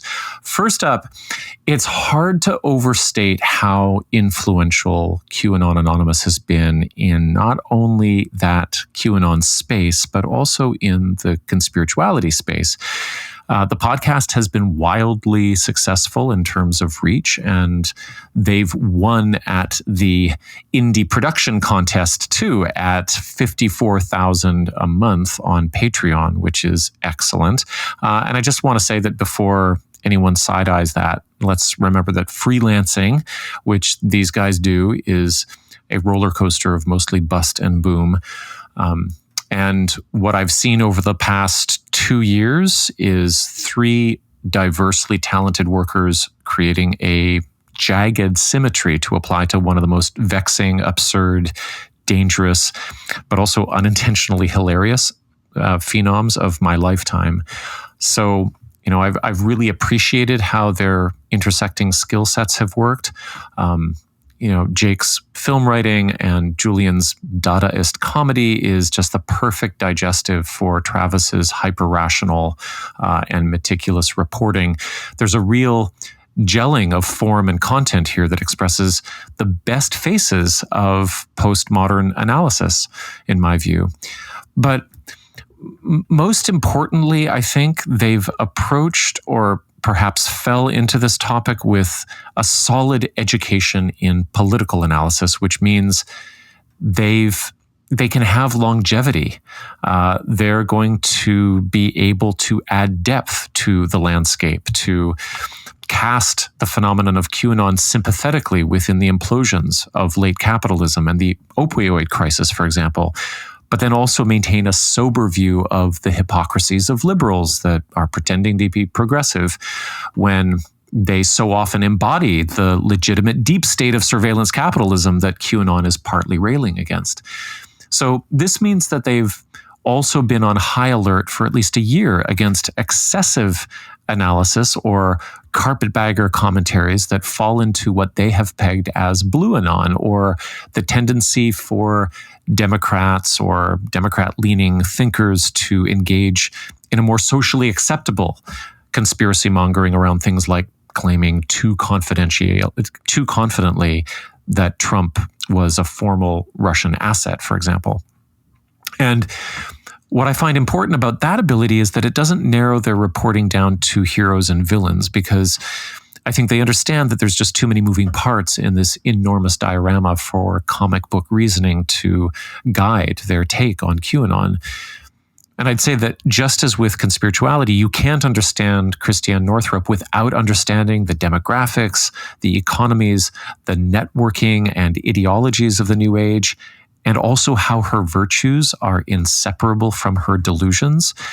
You also just can't understand QAnon by focusing on Jim Watkins or Ron Watkins or some very threadbare theory that it's an online cult or that it's a Russian op or an augmented reality game that got out of control somehow. You need a broad lens. I would say many lenses, in fact, and you have to be rooted in a political analysis, a political position, so that you know what your biases are. The podcasters at QAA have done some reckless things that make me clench my teeth a little bit. In the fall, they drove to Arizona for a QAnon live convention, and they sat in a stuffy room with closed windows filled with anti-maskers. I really did not want them to get sick, but I also admired the courage. I've also winced more than a few times at their relentless irony. I wondered about whether Julian mugging in a selfie with the Q shaman was a smart choice with regard to pushing back against radicalization. Steve Hassan, who we had on our podcast for episode 6, openly wondered the same thing and was critical of QAA and criticized them from kind of an old school anti-cult activism stance. But I believe that Jake and Julian and Travis are pretty attuned to the power of memeing within Chan culture, and their choice is to fight fire with fire, to neutralize the absurd with absurdity, and to mimic the LARPing so that everyone remembers that QAnon, no matter what violence it inspires, is built on LARPing. But it's a fine line to walk. And I've sometimes wondered whether they've been coasting on the absurdity at times, but they always tend to rein it back into sense and empathy. And they have done so while dealing with a crushing flow of data in a very, very short and punishing timeline. So if they each come away from this project with $200,000, I hope they're able to pour it into healthcare, because I can feel the toll it takes on them. And as they've navigated what could have been the Waterloo of their beat, now that QAnon has gone through its great disappointment, they've shown up with even more gravity and depth. So I really want to recommend the last few public and Patreon episodes that they've put out, especially the public one. It's 128. It's called From Anonymous to QAnon. It's an instant overview of QAnon as a phenomenon, historically classic. It's co-written with a journalist named Dale Barron, who's the author of an amazing book I just started reading called It Came From Something Awful, How a Toxic Troll Army Accidentally Memed Donald Trump into Office. And Barron does this just fantastic job of contextualizing QAnon within the cultural and technological dystopia that emerged from Chan culture. So this is somebody I'd love to interview, in fact. Okay, second shout out, not as long this time, but I would really like to commend Chris Kavanaugh and Matthew Brown on their work with decoding the gurus. Kavanaugh is a cognitive anthropologist, and he does social psychology as well. And Brown is, I think, a data-driven psychologist. And together they just do a smashing job of examining guru types in the digital sphere. Some overlap with our the influencers that we look at. So, they do amazing stuff on Sears, Jordan Peterson, but they look at Eric Weinstein, but they even look at, people, in like ContraPoints, like Natalie Wynn, as they take pains to apply analysis across the political spectrum. Now, they're academics, but they're loose enough with their attitude and their irony to keep things super real. And there's always an even-handed appraisal of how content, personality, and technology intersect in their material. Also, they take things really slowly, which is a real relief because the figures they study are always running their mouths. I want to highlight a particular recent episode. It's a special episode that they put out. It's called Calibrating the Gurometer, which is their kind of tongue-in-cheek phrase for the metrics or the sort of profiling that they're going to use or that they've been developing over a number of episodes to try to figure out what these figures are doing. And I'll just run through the list here. There's 10 qualities, which Chris joked had to be 10 because he didn't want it to be 9. But they're really informative, and they intersect with so much of the work that we do here on Conspirituality. So according to the Gurometer, we're looking for people who show what they've dubbed galaxy brain, or the affect that they are able to speak, universally or broadly about anything and everything, and that there's always a sense of, esoteric linkages being made between disciplines and subjects and historical time periods. So galaxy brain is a feature of gurus, according to the Gurometer. Cultishness, which I think we've spoken enough about here on Conspirituality that I can pass over straight to an anti-establishmentarianism attitude amongst these influencers, also something that we've spoken about. And then this is really interesting. Grievance mongering is an essential feature of guruing in this contemporary influencer culture. Then they have narcissism as the fifth point. The Cassandra complex. I'm very glad to hear that they've named this, because this would be taken from the myth about the figure who suddenly warns everybody about impending disaster, but of course she is deemed to be mad and then silenced, of course. So I think the seventh point is that their gurus that they study all traffic in revolutionary ideas, but then also scientific hipsterism, quirky, strange, fringe ideas that may or may not have merit to them, but they are certainly flashy intellectual property. That goes along with the next category, which is pseudo-profound BS, and then, of course, conspiracy mongering, and last but not least, grifting. So I just really appreciate the Gurometer and its metrics, and I look forward to seeing how it is applied and developed.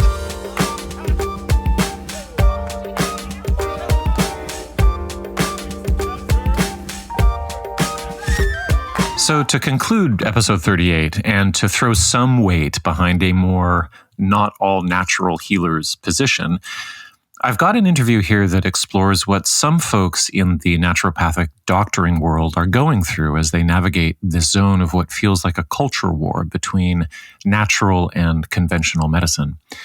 Back in November, before the election, so I apologize for not publishing this sooner, but it's been kind of a ride.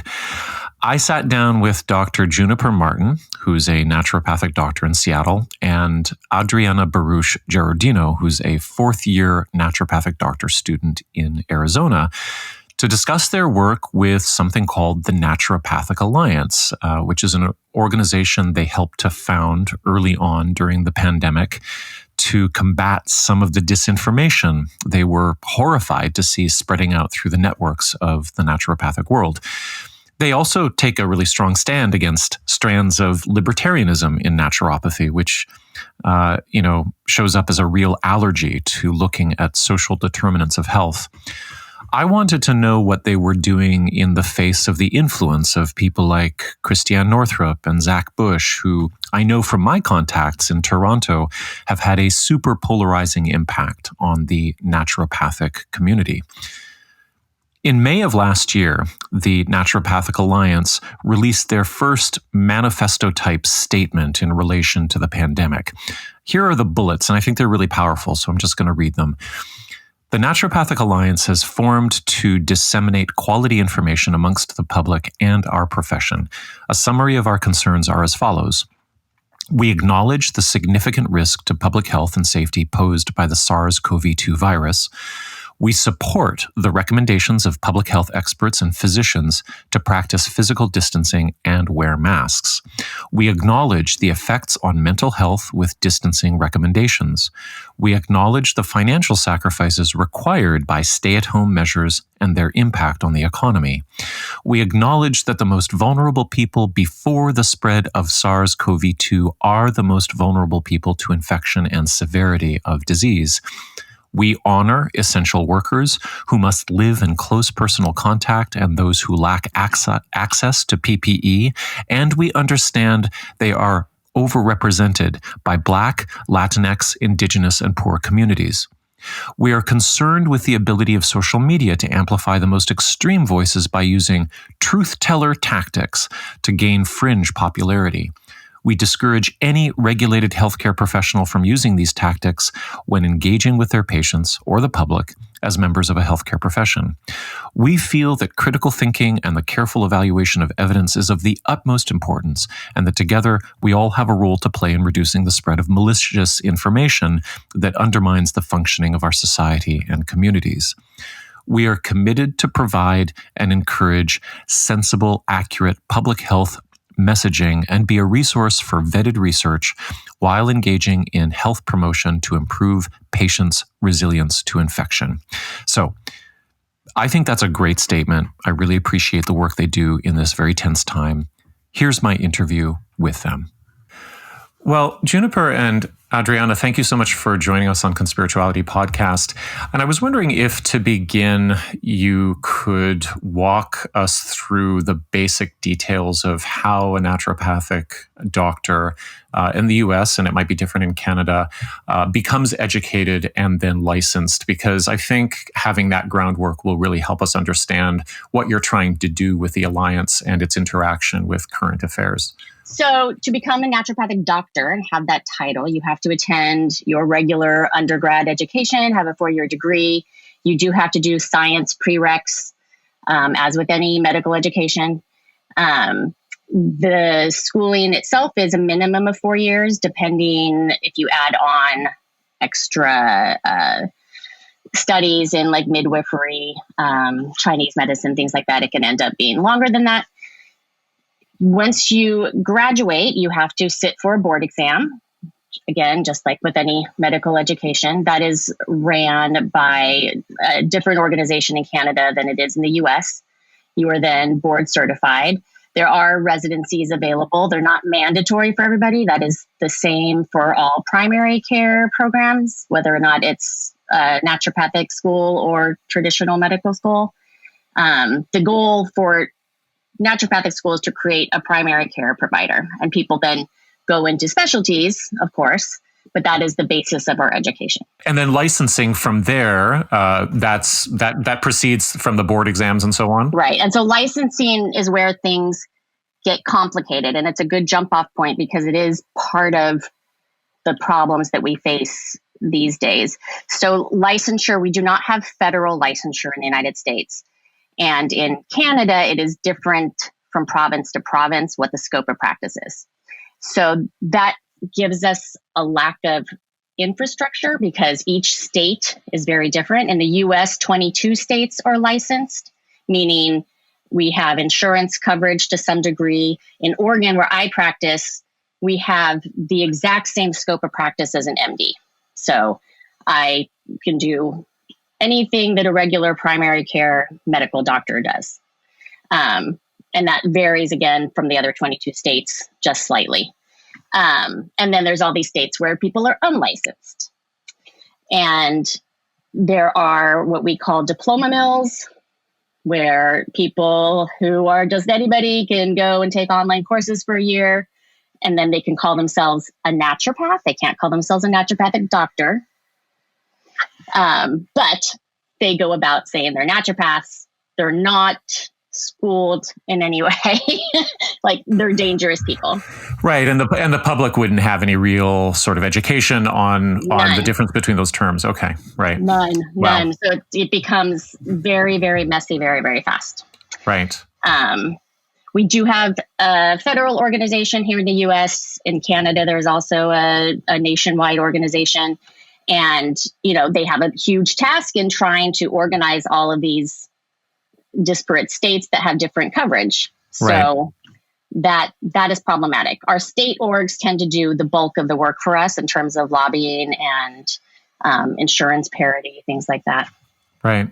Adriana, did you have anything to add from the perspective of the student? Like, how is this evolving? And it seems like if you're heading towards graduation, it's kind of like jumping into a fire a little bit at this point.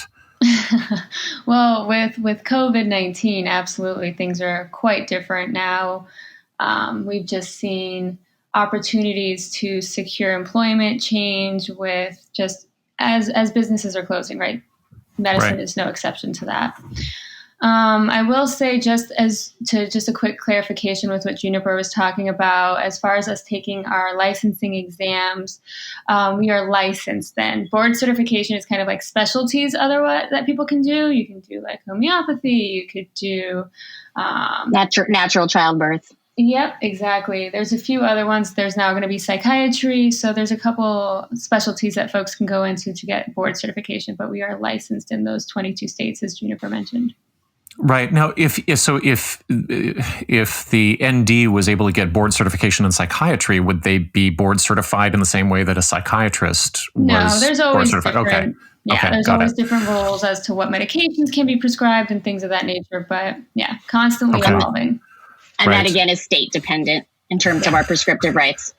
Right. So, a general question, and the reason that I think we've come across each other is that I know that just from my colleagues here in the wellness industry in Canada that what I've called the naturopathic community, which is a vague term, and you've clarified that, has been really torn stem to stern by COVID denialism, by conspiratorial thinking, by anti-vax sentiment, and all kinds of very difficult stuff. And I'm wondering whether or not you're going to describe what the Naturopathic Alliance is in a moment, but I'm wondering if a fundamental problem is in this lack of consistency in licensing and education, and whether or not the vector for certain forms of medical disinformation is coming out of the unregulated or the unlicensed camp. There's definitely, in terms of people who come from the diploma mills, absolutely, there is way more misinformation coming from those folks. 100%. Can we name names? Like what would a diploma like if there's a diploma mill, like what would I look for the organization that was giving the diploma? Are there famous ones? I'm trying to remember. A lot of them have closed. There was Trinity, there was Clayton. I don't know if either of those I think are Clayton's even still a popular one. Yeah. Yeah. But I don't know if they're still in existence in the same capacity, if they're under other names. I mean, the big thing to look for is, is this an all online program? It used to be like a mail order kind of program where you would just get paper sent to your house. Nowadays, things are online. But I mean, it's like practicing medicine. You have to be in person. I would imagine, yeah. Somebody is saying they're a naturopath. You need to ask what their education is and ask if they're coming from a 4-year accredited university. Right. Okay. Well, yeah. So that leads to, tell me about the Naturopathic Alliance. Juniper, you sent me over Twitter, I believe.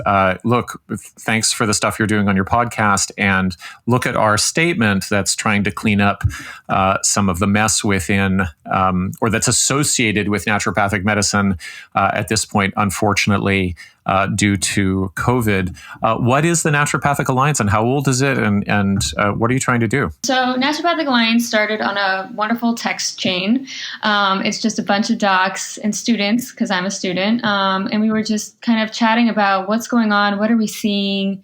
This started pretty early on in COVID, and from there it evolved to a Slack channel, and we just recognized the void in our medicine. As a student in particular, I was horrified at just being, out on shift at private clinics and feeling very exposed, very vulnerable, not having a lot of direction.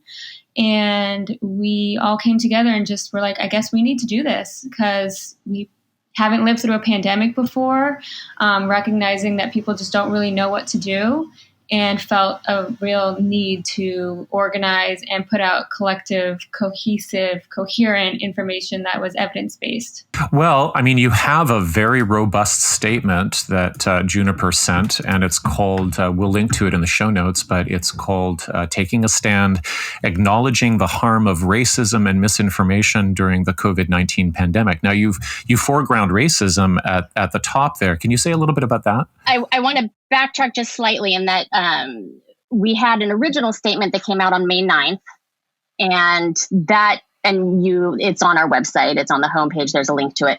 That statement's actually a little bit more robust in terms that it addresses more misinformation in addition to social determinants of health and how they affect people in the pandemic. That has a number of signatories. We have over 200 people who have signed it. Most of those people are NDs. There's also some acupuncturists, massage therapists, nurses, MDs. And because we realized back in April, that's when Plandemic came out. That's when the Bakersfield docs made their statement. And we started having colleagues share those things. We were like, like, no, there needs to be a group. Because again, our national organization is kind of a slow moving train right now because they are trying to balance so many different things. And we really, really felt there needed to be a voice that was clear and saying, this is not okay. So jump to the future in this most recent statement that we made about 2 weeks ago now, there popped to the surface of our knowledge. I don't want to name names. A website made by a few other naturopathic doctors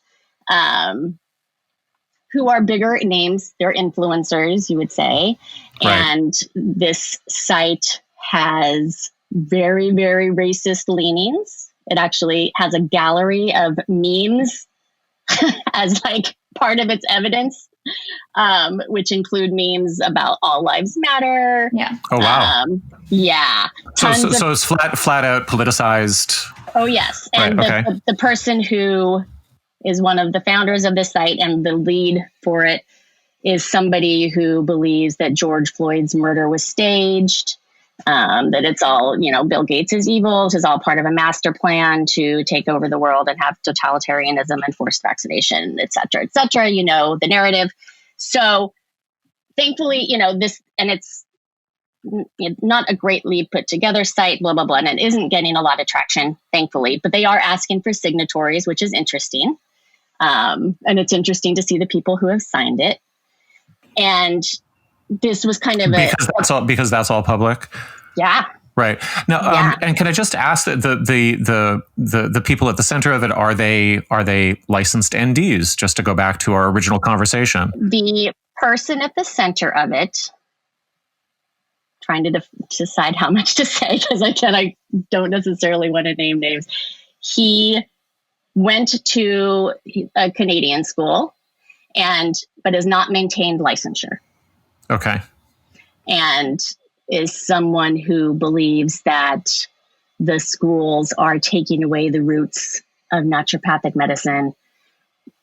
It's really kind of nonsense talk. That is in no way what is happening with the schools. The thought is that because we are following public health measures, that we're advocating for public health, that we're advocating for evidence-based medicine, that we are somehow taking away our core philosophy of removing obstacles to cure. Wow. And those things are not incompatible, right? Right. That's nonsense. This person is someone who is obviously a megalomaniac, obviously a narcissist, has many, many websites that this person has made, advocating all sorts of stuff. So, but unfortunately is also someone who in certain groups has been very respected and has taught at colleges. Right. So that's another thing that our group works on. So it was startling to see this sort of organized effort to put out this viewpoint. And also, of course, the main theme of this website is that they are the truth tellers and they're stopping censorship. They are going to prove, that the rest of us are crazy. This is a place for freedom of speech, yada, yada, yada. And for us, knowing that, again, our federal organizations and our state organizations are going to be slow to move, what we want to show is that you have to take a stand. You can't just sit back and watch this happen. And as a profession, there needs to be accountability. Accountability is not censorship. Right. Now, when we're talking about the signatories to this website, some of them I would assume are licensed NDs. Yes. Okay, Absolutely. so is there a mechanism by which that expression of, a kind of anti-evidence-based medicine and pro-racist position Yes. Is something that can be held to account? Is there a complaint process or something? That's something we are trying to figure out. And again, what we've heard so far is that you need to talk to each state that person is in. Oh boy. I know, exactly. So Right. then it becomes like, oh my gosh, Right. it's hard. And I will say, I know MDs who are battling this within their medicine, and it's similarly hard. There's in Portland here, there's a really, really, really popular integrative pediatric physician who is an MD and has gone off the rails, and he has a huge, huge following here in Portland. And there's been a large group of other MDs like, what do you do? Like, why isn't this reportable? Why is this okay? And it's problematic in medicine across the board. Like, what do we do with these people who are clearly spreading untruths about COVID? Adriana, what is it like in the trenches of fourth year? Like, how is this material and how is this divisiveness impacting your studies and the community that you're connected to? I mean, I would say that things have really changed in the sense that we're doing so much online learning now that we're no longer all together, having these discussions in person, which makes a big difference. Right. As far as being online and just seeing this as a fourth year student, it's really been illuminating to just be like, whoa, pump the brakes. These are people that I could get a residency with.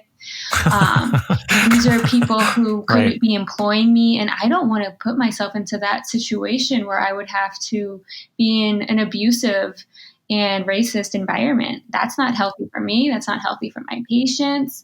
And that's why I've been so grateful for Naturopathic Alliance, because we're putting out this cohesive information where, I have students on my phone all the time being like, thank you.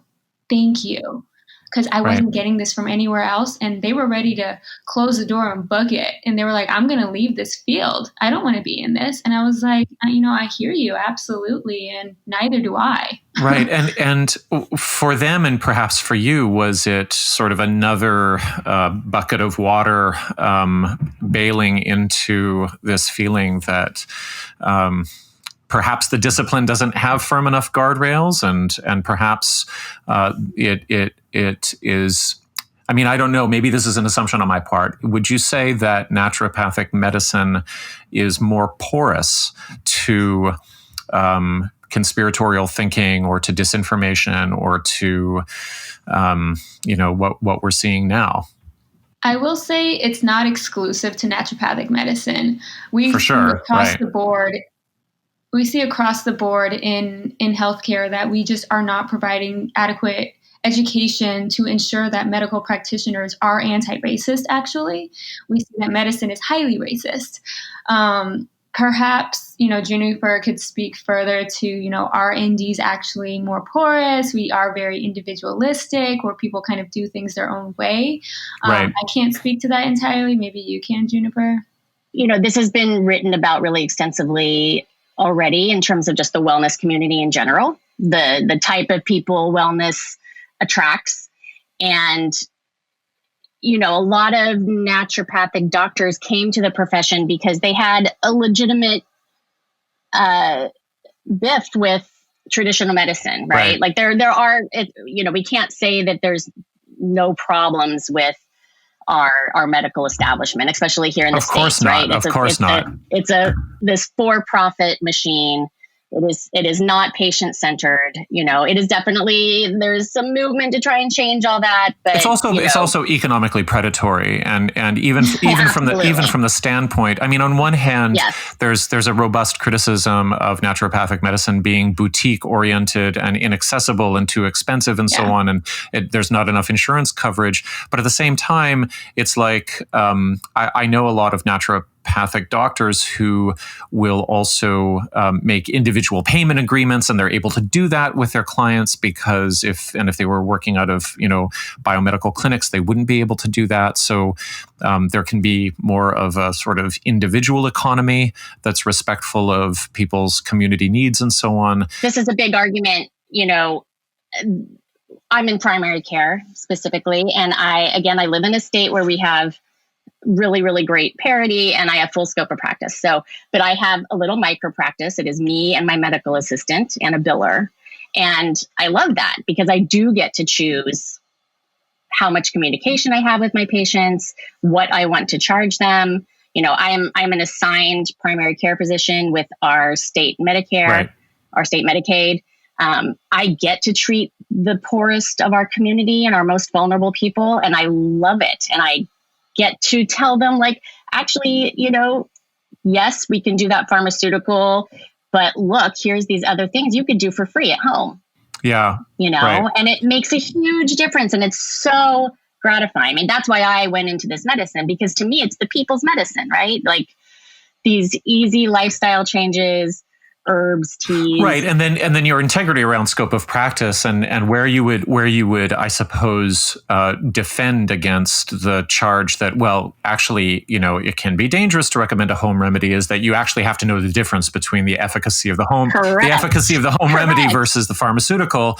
And I think there's a lot of people 100%. That assume that you don't know that you don't actually know the difference between those things. Okay. Exactly. Right. Exactly. I know people are also astounded of I have a DEA license. They don't just pass those out. Right. Can you just give that? Can DEA? Can you just define that for a sec? Here in the States, you have a DEA license, and the DEA is a body that regulates how you are able to prescribe and whether you are able to prescribe scheduled substances. Drug Enforcement Administration. Okay, great.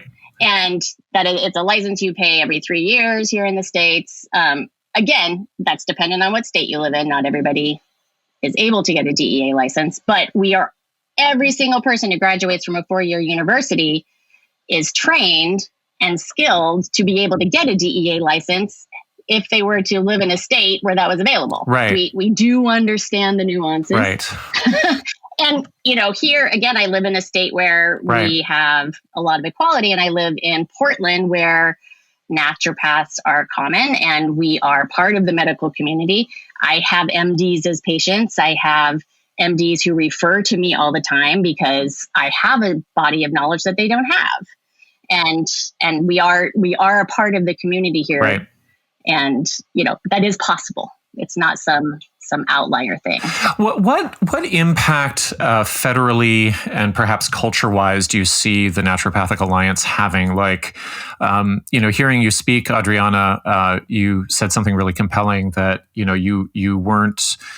You heard from fellow students that you. That there's a lot of concern that, oh my gosh, we might be entering into, a racist field, and do we really want that? Is there something that your organization can do to propose, anti-racism training as being a fundamental part of naturopathic training, or something like that? What do you have big vision that way? Oh yeah, I mean, when you look at the Naturopathic Alliance, we are a diverse array of folks, right? We are Black folks, Latinx folks, differently able, genderqueer folks. That was fundamental for our, coming together, was we need to be folks from different arrays of life, because we don't, first of all, see that in medicine all the time, especially in positions of power. Naturopathic Alliance is also working to make sure that we have representation at conferences, right? Who is telling people things and up-to-date information and getting the opportunity to educate, being compensated for it, on boards at schools. And I mean, we've already started seeing that schools have adopted our COVID-19, what is it, Juniper? Cindy especially spearheaded, she's our colleague, Cindy Biernick up at the Canadian College, helped spearhead an effort for the colleges to adopt a statement recognizing social determinants of health as a a factor with COVID-19, recognizing that there is systemic racism within the schools that needs to be addressed. Just as with all of medicine, we have and this. Is that new for the curricula there and elsewhere? Like, so will there now be a module called, social determinants of health that unrolls in the third year or something?